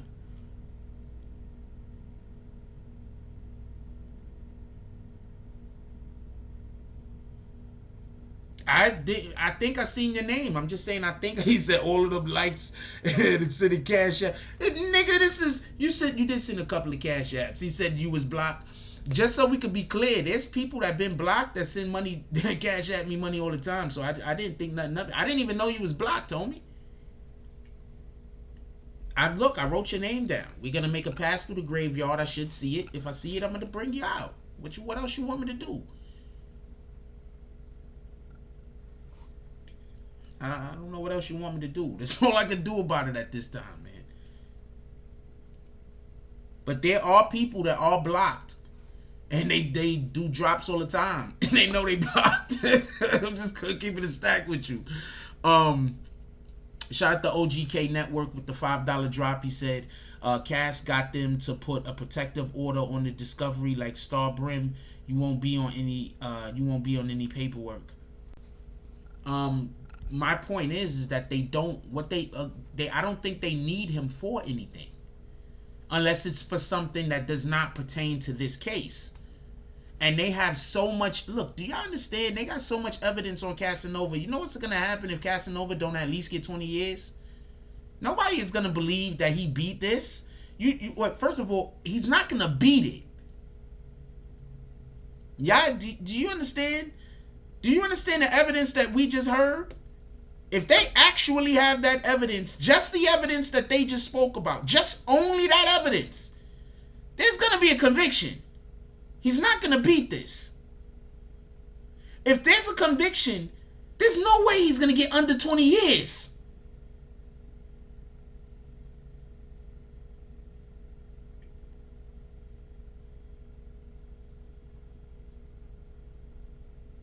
And if you don't think somebody snitched on him, I don't know what to tell you.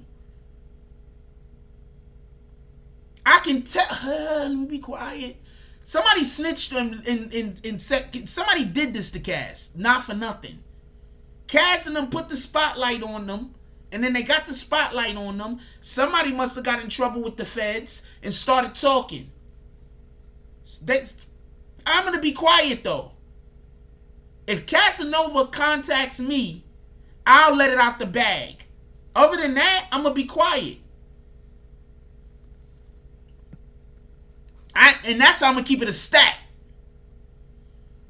I know if Casanova contacts me, I'll let it out the bag. But I know. I don't care for the individual either, so. And the individual, not Casanova, who lined them up. I don't care for the individual either. And the individual don't care for me.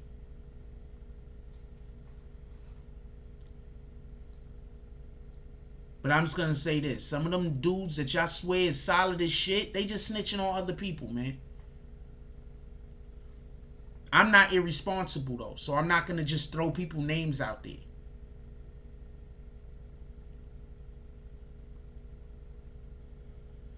Dude, I don't know what to tell you. Just with this information that they have right here, only with this information right here, only with this information right here, that's it. No other information. Only this information. It's a wrap.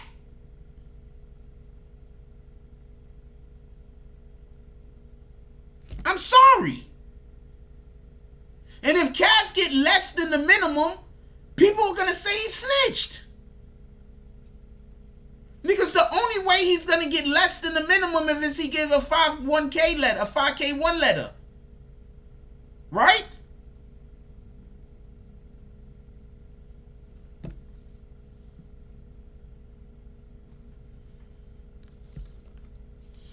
Do y'all remember when Tekashi 6ix9ine, it came out that Tekashi 6ix9ine snitched when he went on stand? And I told y'all, I said the next rapper they go after, they gonna throw that nigga under the jail. Do y'all remember when I told y'all that? Do y'all remember when I told y'all that? I said they gonna need somebody to run contrary to Tekashi 6ix9ine, so that when they catch a rapper or they get somebody, they can say, look, you could be this guy or you could be that guy. It's your choice. You could go free after a couple of months or a year, or you could live the rest of your life with us. It's on you. Do you remember when I told y'all that? They don't want to let Cass out. They want an example. Do you get it?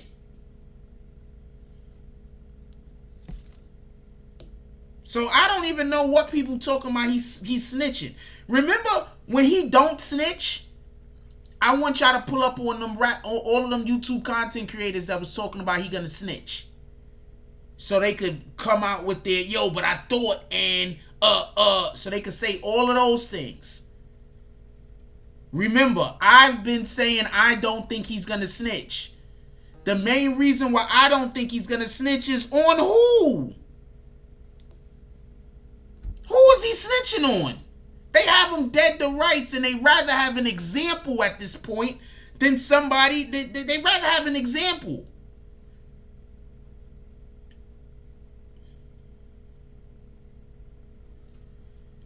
Shout out to world famous Peter Method with the $10 drop. He said, "Happy St. Patrick's Day to all of the BBN. Happy St. Patty's Day." They want an example.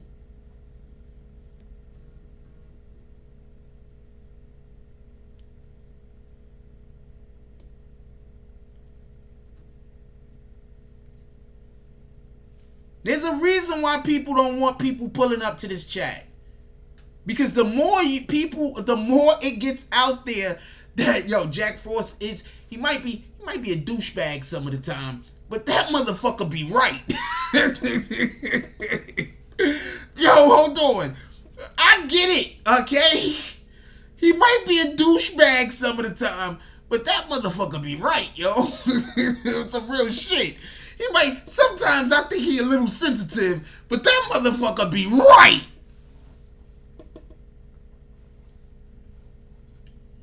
So what do you want? You want somebody that's gonna just cater to, or do you want somebody that's telling you what's actually, at this point, I'm telling y'all the future. At this point, I'm literally telling people the future at this point. I don't know what to tell you.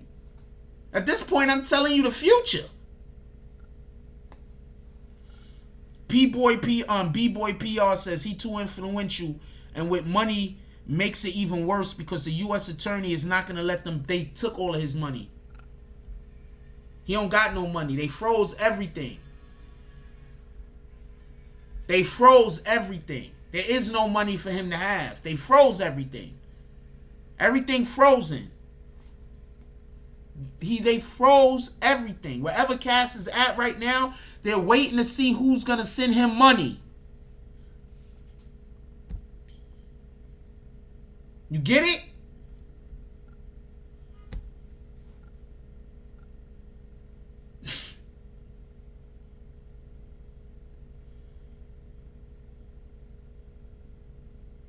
No, they're probably letting him pay for his lawyer. They probably froze his account with the exception of him to be able to pay for a lawyer. But they waiting to see who's going to send the money. Meezy said the Tekashi way looks like the best way to go about now. I'm not saying that. Meezy 25 is.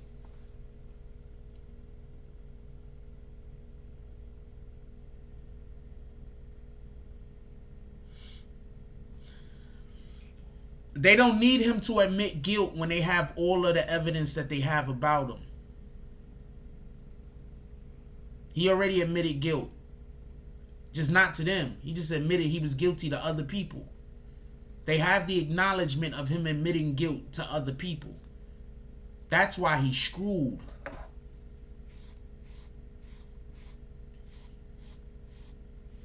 The other day, somebody was trying to big me up on something. Me and him was in a private conversation. This happened a couple of months ago. We was in a private conversation. This happens actually quite often, but it's just I'm particularly remembering one particular situation I'm talking about. I don't want to get too far into it. But they was bigging me up. But the thing they was bigging me up was not something that I should ever co-sign me doing.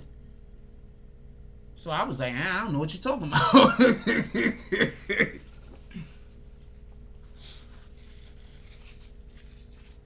So while they was busy bigging me up, I was busy poo-pooing it. Once again, I don't need accolades. I don't need awards. I don't really care about them shits. So I appreciate the people who appreciate me. And like anybody else, I do enjoy people saying nice things about me and me hearing them. But I don't need it. Because it don't mean the same thing from everybody. Some people will stand there and give you applause, but they only giving you applause so you can't hear what they really doing. Feel me? Don't let that go over your head.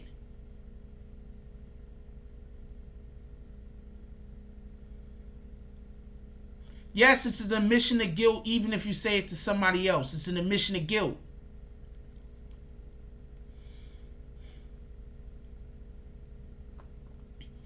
He can't even snitch. This is how? Once again, who is he snitching on? I keep telling... I've been saying that for the longest. You got these dudes, no disrespect to nobody. I'm not shooting at anybody specifically. I'm making a general statement. But you have these individuals that swear up and down since they've been in jail, since they know this, they know about the law, this and this and that, they've been locked up. Guess what? You've been locked up. That tells me more that you might not know what the fuck is going on. You know who I believe more that they know what's going on? The people I know that's committing crimes that they never get caught.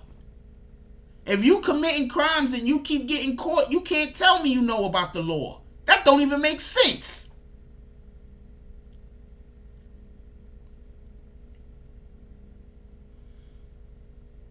How does that make sense? You got people right now learning law from people on the internet that can't stay out of jail. Explain to me how that makes sense. That don't even make sense. So you're going to learn math from somebody that can't count? Warpath is laughing. I'm just saying, hold on. You're going to learn math from somebody that can't count. You're going to learn how to read from somebody who has problems reading. This is what we doing. You're going to learn how to walk from somebody in a wheelchair. No disrespect to people in a wheelchair. I'm just saying. This is what we doing. Shout out to Dancehall Tours with the $6.99 drop. He said, what you saying makes sense. I hope it does. I'm saying it. Appreciate you, my brother. I just wanted to say that. Boom. But this is what's going on. You got people listening. I don't know how to say this. You got people listening to people telling them about law like they know what they're talking about, and they can't keep themselves out of jail.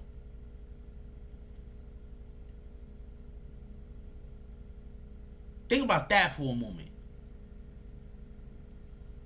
Shout out to them though. I'm not knocking them.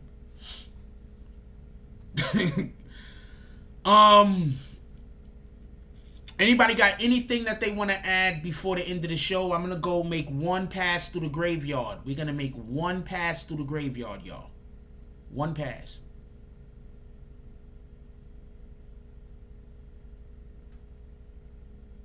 Snitching goes up, not down. He admitted he's second in command. There's nobody left to tell on. Plus, he done told on himself. That's why only way he could get, only person he could snitch on is somebody in another pond. The real butter knuckle, what the fuck?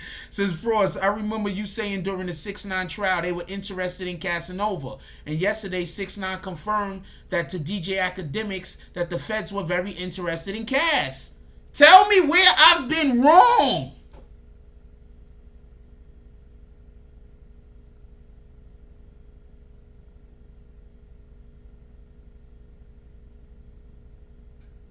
Tell me where I've been wrong.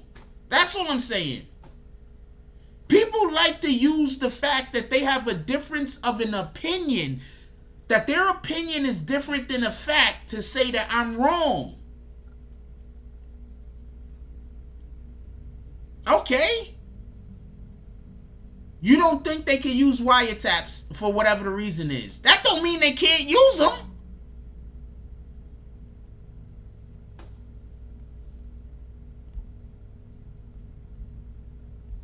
Let's have a vote. Who thinks we should go in the graveyard and try to get people out of the graveyard? Who want to make one pass through the graveyard? Let's have a vote. Who wants to make one pass through the graveyard?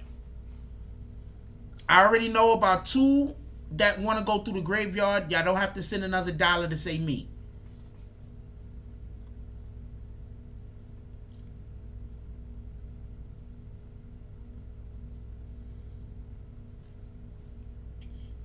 Niggas is learning how to cook from people who burn toast.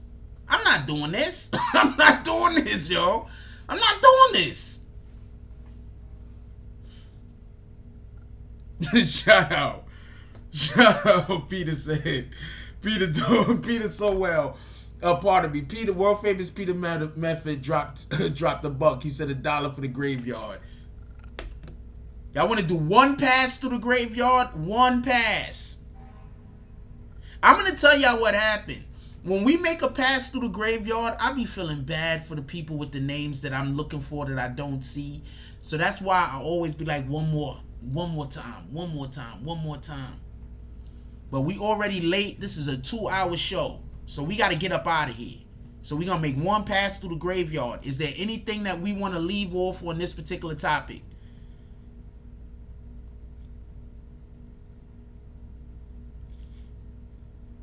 Ack, not AJ. I don't know. I can't answer any of those questions, Mary. Those are whataboutisms. I can't answer any of those questions.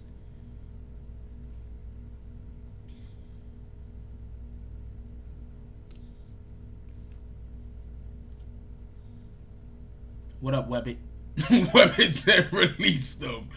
Alright, we're gonna make one pass to the graveyard. Alright, we're gonna make one pass to the graveyard. One pass. I be feeling bad when there be names that I want to get out the graveyard and I go and I don't see them and I know they buried under somebody's body, so I gotta they got bodies buried on top of bodies, man. I'm gonna look. If y'all see Flower Bloom or Book Smart, Street Smart, and I miss them, let me know.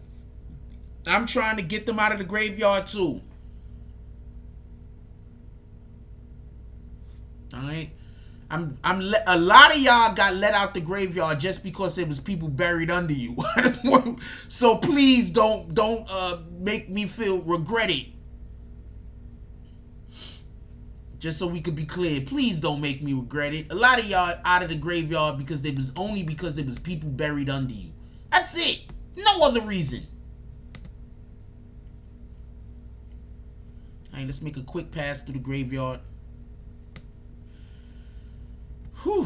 One quick pass through the graveyard. One quick pass. Just one.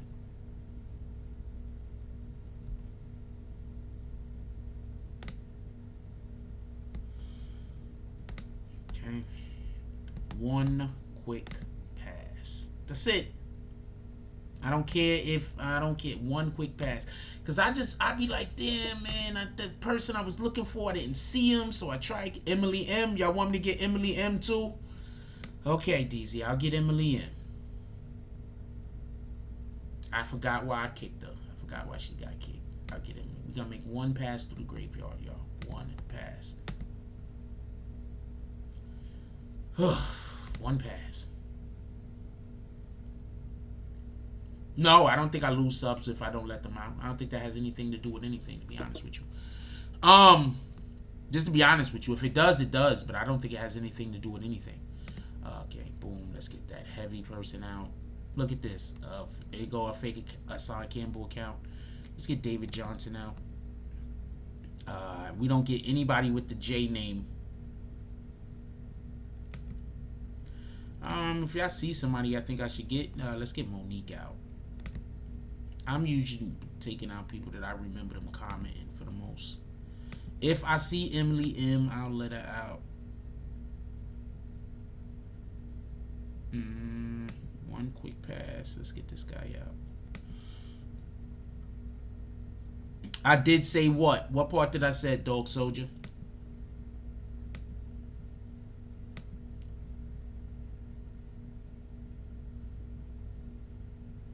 Yeah, I don't know, because this...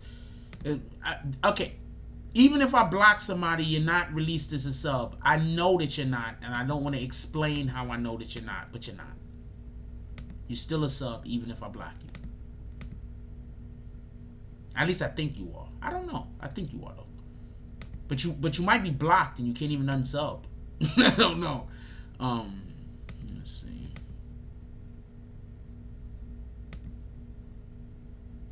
Let's get Ross Lyon.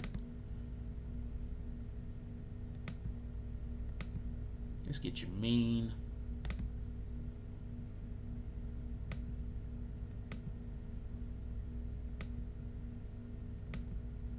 The thing that killed me is all of the people that make all of these fake accounts. Like, why? Like, look, that one even got my face on it. Like, why? You don't got nothing better to do? Look at this guy. Look at this guy. This is really your name?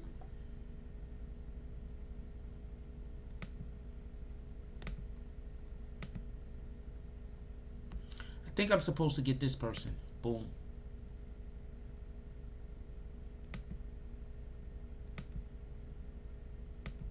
Let's get this guy. Oh, no, I wasn't supposed to get that guy. That was a fake account. Fuck it. Just block him when he come back.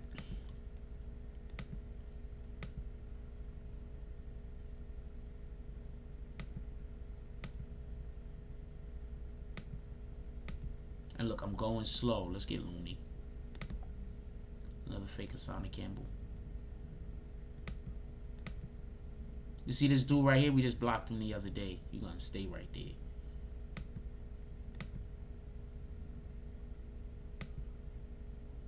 Let's get Heaven. Let's get Reloaded.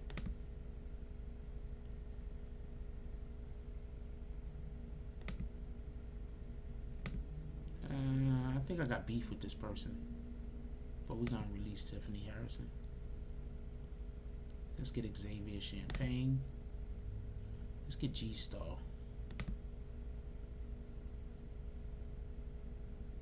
Let's get Milner.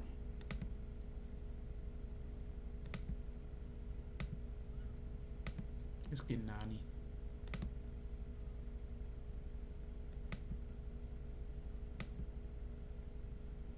Let's get T-Dot. Let's get some of these dots out of here. Another fake Hassan Campbell.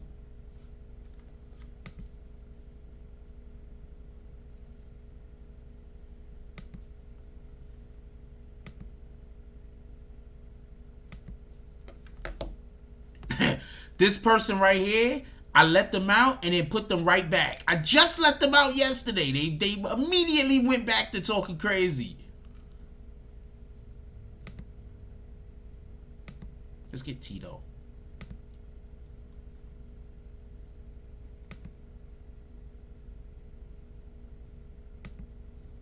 Did we just take Tito to Tino? Let's get Tino too. Let's get Pretty Skippy. I would bring that person out, but I'm not sure what that name is. I think that's just, I don't know what the fuck that is. Look at this guy. Booty goon, booty hole. This is really what y'all guys is doing when y'all making names up. God dang it.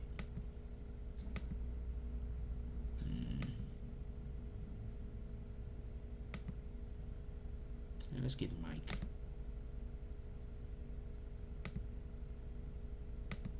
Let's get R-Man. Why not? We only making one pass through, y'all. If I don't see a name, there ain't shit I can do about it. Let's get Mo.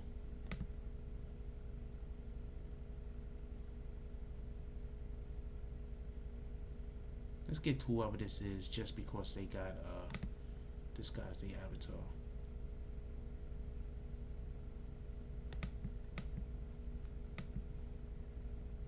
Let's get Robert Carter.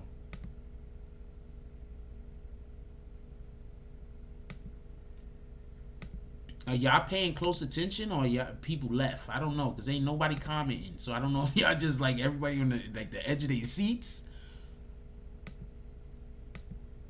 Let's get Raglan.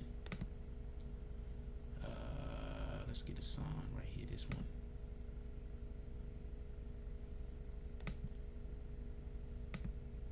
What up, Lovely E?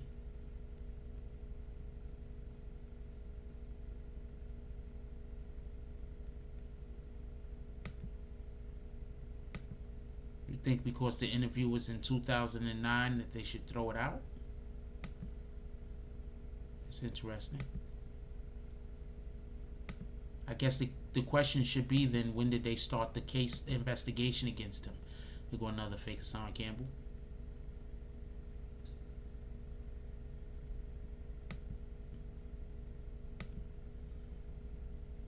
Let's get Pen Papyrus. Nah, you good. Here go another fake Hassan Campbell. This shit is crazy. Why there's so many of them? Let me get this one out. Here go another fake Hassan Campbell. Look, there's just mad fake Hassan Campbell accounts. Why?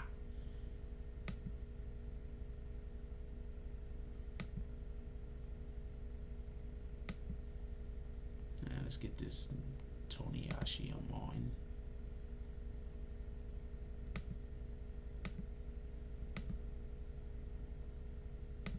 We'll make another pass through tomorrow. Look, this person even had a 2.0. Why they keep getting kicked? Let's get Dimes.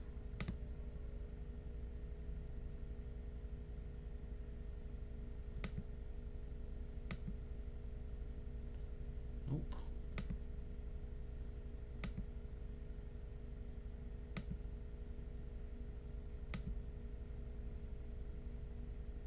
Let's get D Woods.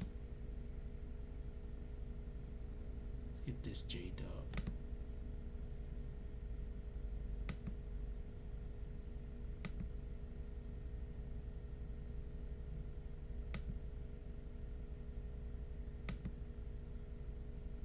Let's get this Disciple off the way.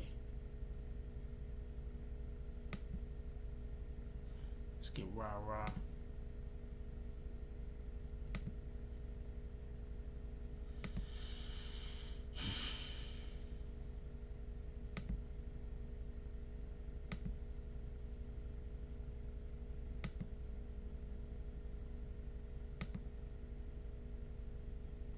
Let's get Kenny Mack.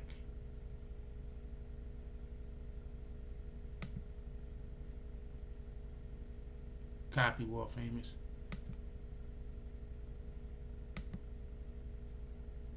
Let's get Face.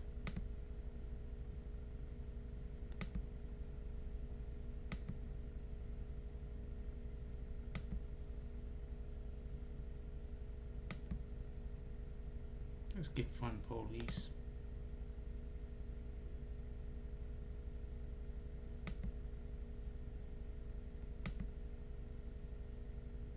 Here go another Hassan Campbell. Soleil! Soleil's up in the house. Let's get Kevin Smith.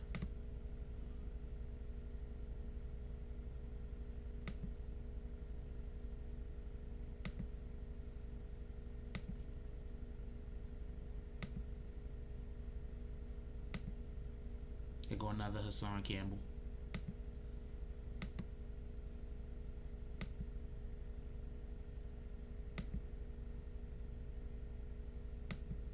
Let's get Logan.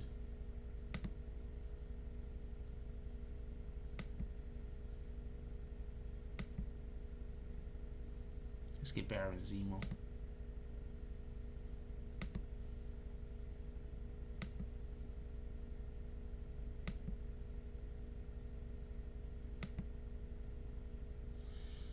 Alright, so we went through one time. We'll probably make another pass through tomorrow during one of the lives.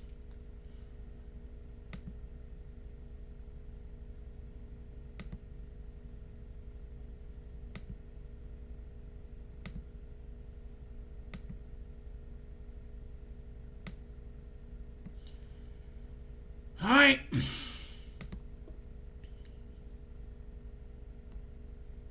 We'll make another pass through tomorrow during one of the lives. That's all I can tell you. Let's call out the drops real quick, and I'm gonna let y'all get up out of here. Look, at this point, I don't know what to tell you. I'm trying my best to get some of you out of the graveyard, but what happened is, so I could explain to y'all. We have so many people in the graveyard that there's literally bodies buried on top of bodies. YouTube only allows, every time I refresh, every time I hit save, YouTube only allows me to see a finite amount of names. So I think it's something like they only allow you to see like 100 names at a time. So what happened is, what I need to do is, I gotta let people out of the graveyard so then they'll add more names to the list. So I have to keep taking names off of the list so they'll add other names on the list that I can't see. So there's literally bodies buried on top of bodies. So I'll make another pass through tomorrow. For all the people that's trying to get out of the graveyard, I'll make another pass through tomorrow. Obviously, I am not letting any of the super problematic people out. I don't got time for you, to be honest with you. The people that is like, I don't got time for this shit. I'm not letting none of you out. I'm not letting nobody out that you got fake accounts. I'm not letting nobody out that got any it don't make sense. It don't make sense. You understand what I'm saying? I enjoy having conversations like we had tonight, where we had a good conversation about a topic and people had intelligent things to say rather than just saying just trying to say the opposite of what I'm saying. It's like impossible to have a conversation with somebody if only thing they do looking for is to say different than what you're saying. Like it's impossible to have a conversation. You understand what I'm saying? Then you're talking at each other. You're not talking with one another. I'd rather talk with you guys than at you. Shout out to Vic Star. Got Vic Star in the house. We love Vicks. She said it's 3:41 a.m. where they're at. I'm at the beginning, so way behind. I'm sorry about that, Vic. Hope everything turns out well. Anyway, let's call out these drops real quick.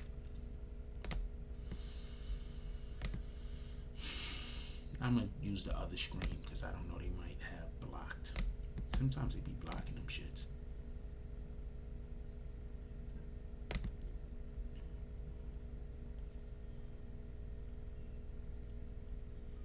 Sometimes they be blocking them shits. Hold on, let me see.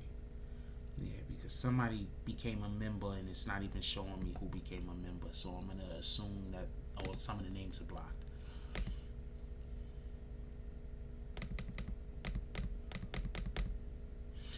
Shout out to DSTN. Ain't nobody calling you Dustin. I don't care what your wife says. With the $5 drop. Shout out to Dancehall Tours with the $6.99 drop. Shout out to Dancehall Tours again with the $6.99 drop. Shout out to Dancehall Tours again with the $6.99 drop. Shout out to DSTN with the $2 drop. Shout out to James S with the Las Vegas 702 drop. Shout out to OGK Network with the $5 drop. Shout out to Dancehall Tours with the $6.99 drop. Shout out to John B with the $50 popping bottles drop. Shout out to Crystal with the $1 drop. Shout out to JAS with the $1 drop. Shout out to Bear with the $1 drop. Shout out to Deezy with the $5.10 drop. Oakland drop. Shout out to Wavy D with the $6.02 drop. I forgot where that's at. Pardon me, I think it's somewhere in Arizona. I'm not 100% sure. Shout out to Wavy D with the $6.02 drop. Shout out Bear with the $1 drop. Shout out to world famous Peter Method with the $10 drop. Shout out to world famous Peter Method with the $10 drop again. And shout out to Net Stars with the $5 drop. He says, "You trying, my brother? Grave digging, hard work." Let me just check the PayPal real quick, and then I'm gonna let you guys get up out of here. Yo, look, I appreciate you guys coming through.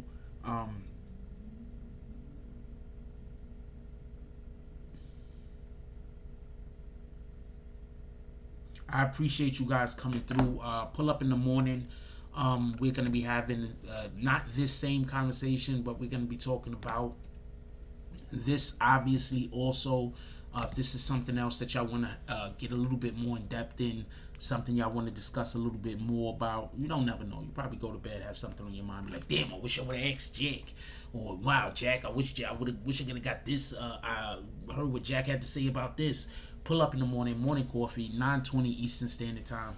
Yo, look, I love y'all, man. I want everybody to win. It's hard when you say that because some people consider you winning, them winning, you losing. I think that to a degree we can all win as long as we chase our own win and be true to ourselves. When we're trying to chase somebody else's win, we're moving further and further away from where we're supposed to be. So with all of that being said, I appreciate you guys. I love the fact that you guys pull up. We had a pretty packed house tonight. Hopefully we can have another packed house in the morning and then another packed house tomorrow night. This is the type of shit that encourages me or this is the type of shit that breathes life into me. I don't know no other way to put it. So I really appreciate you guys. With that being said, if you got anybody still, what up, Felice Cortez? If you got anybody still awake in your household, please give them a hug. Tell them you love them. You don't never know what's going to happen tomorrow. Give people their flowers while they still here. Also, when you wake up in the morning, drink water. Water should be one of the first things you put into your body. Water on an empty stomach is one of the best things that you could do. Not all water is the same. As you can see that this is naturally alkaline with an 8.88 pH. Not all water is the same, just so we can be clear. So what we need to do is we need to make sure that we're putting good water into our bodies so we can get healthier physically. We're trying to get healthier physically, mentally, spiritually, every single day. With that being said, like, comment, subscribe, join the notification gang. Hashtag Bronx Bombers. Let's get it. I love y'all. Take care of each other. Hug the kids for me. I haven't forgotten about you. And that's all I got on this one. I'm out.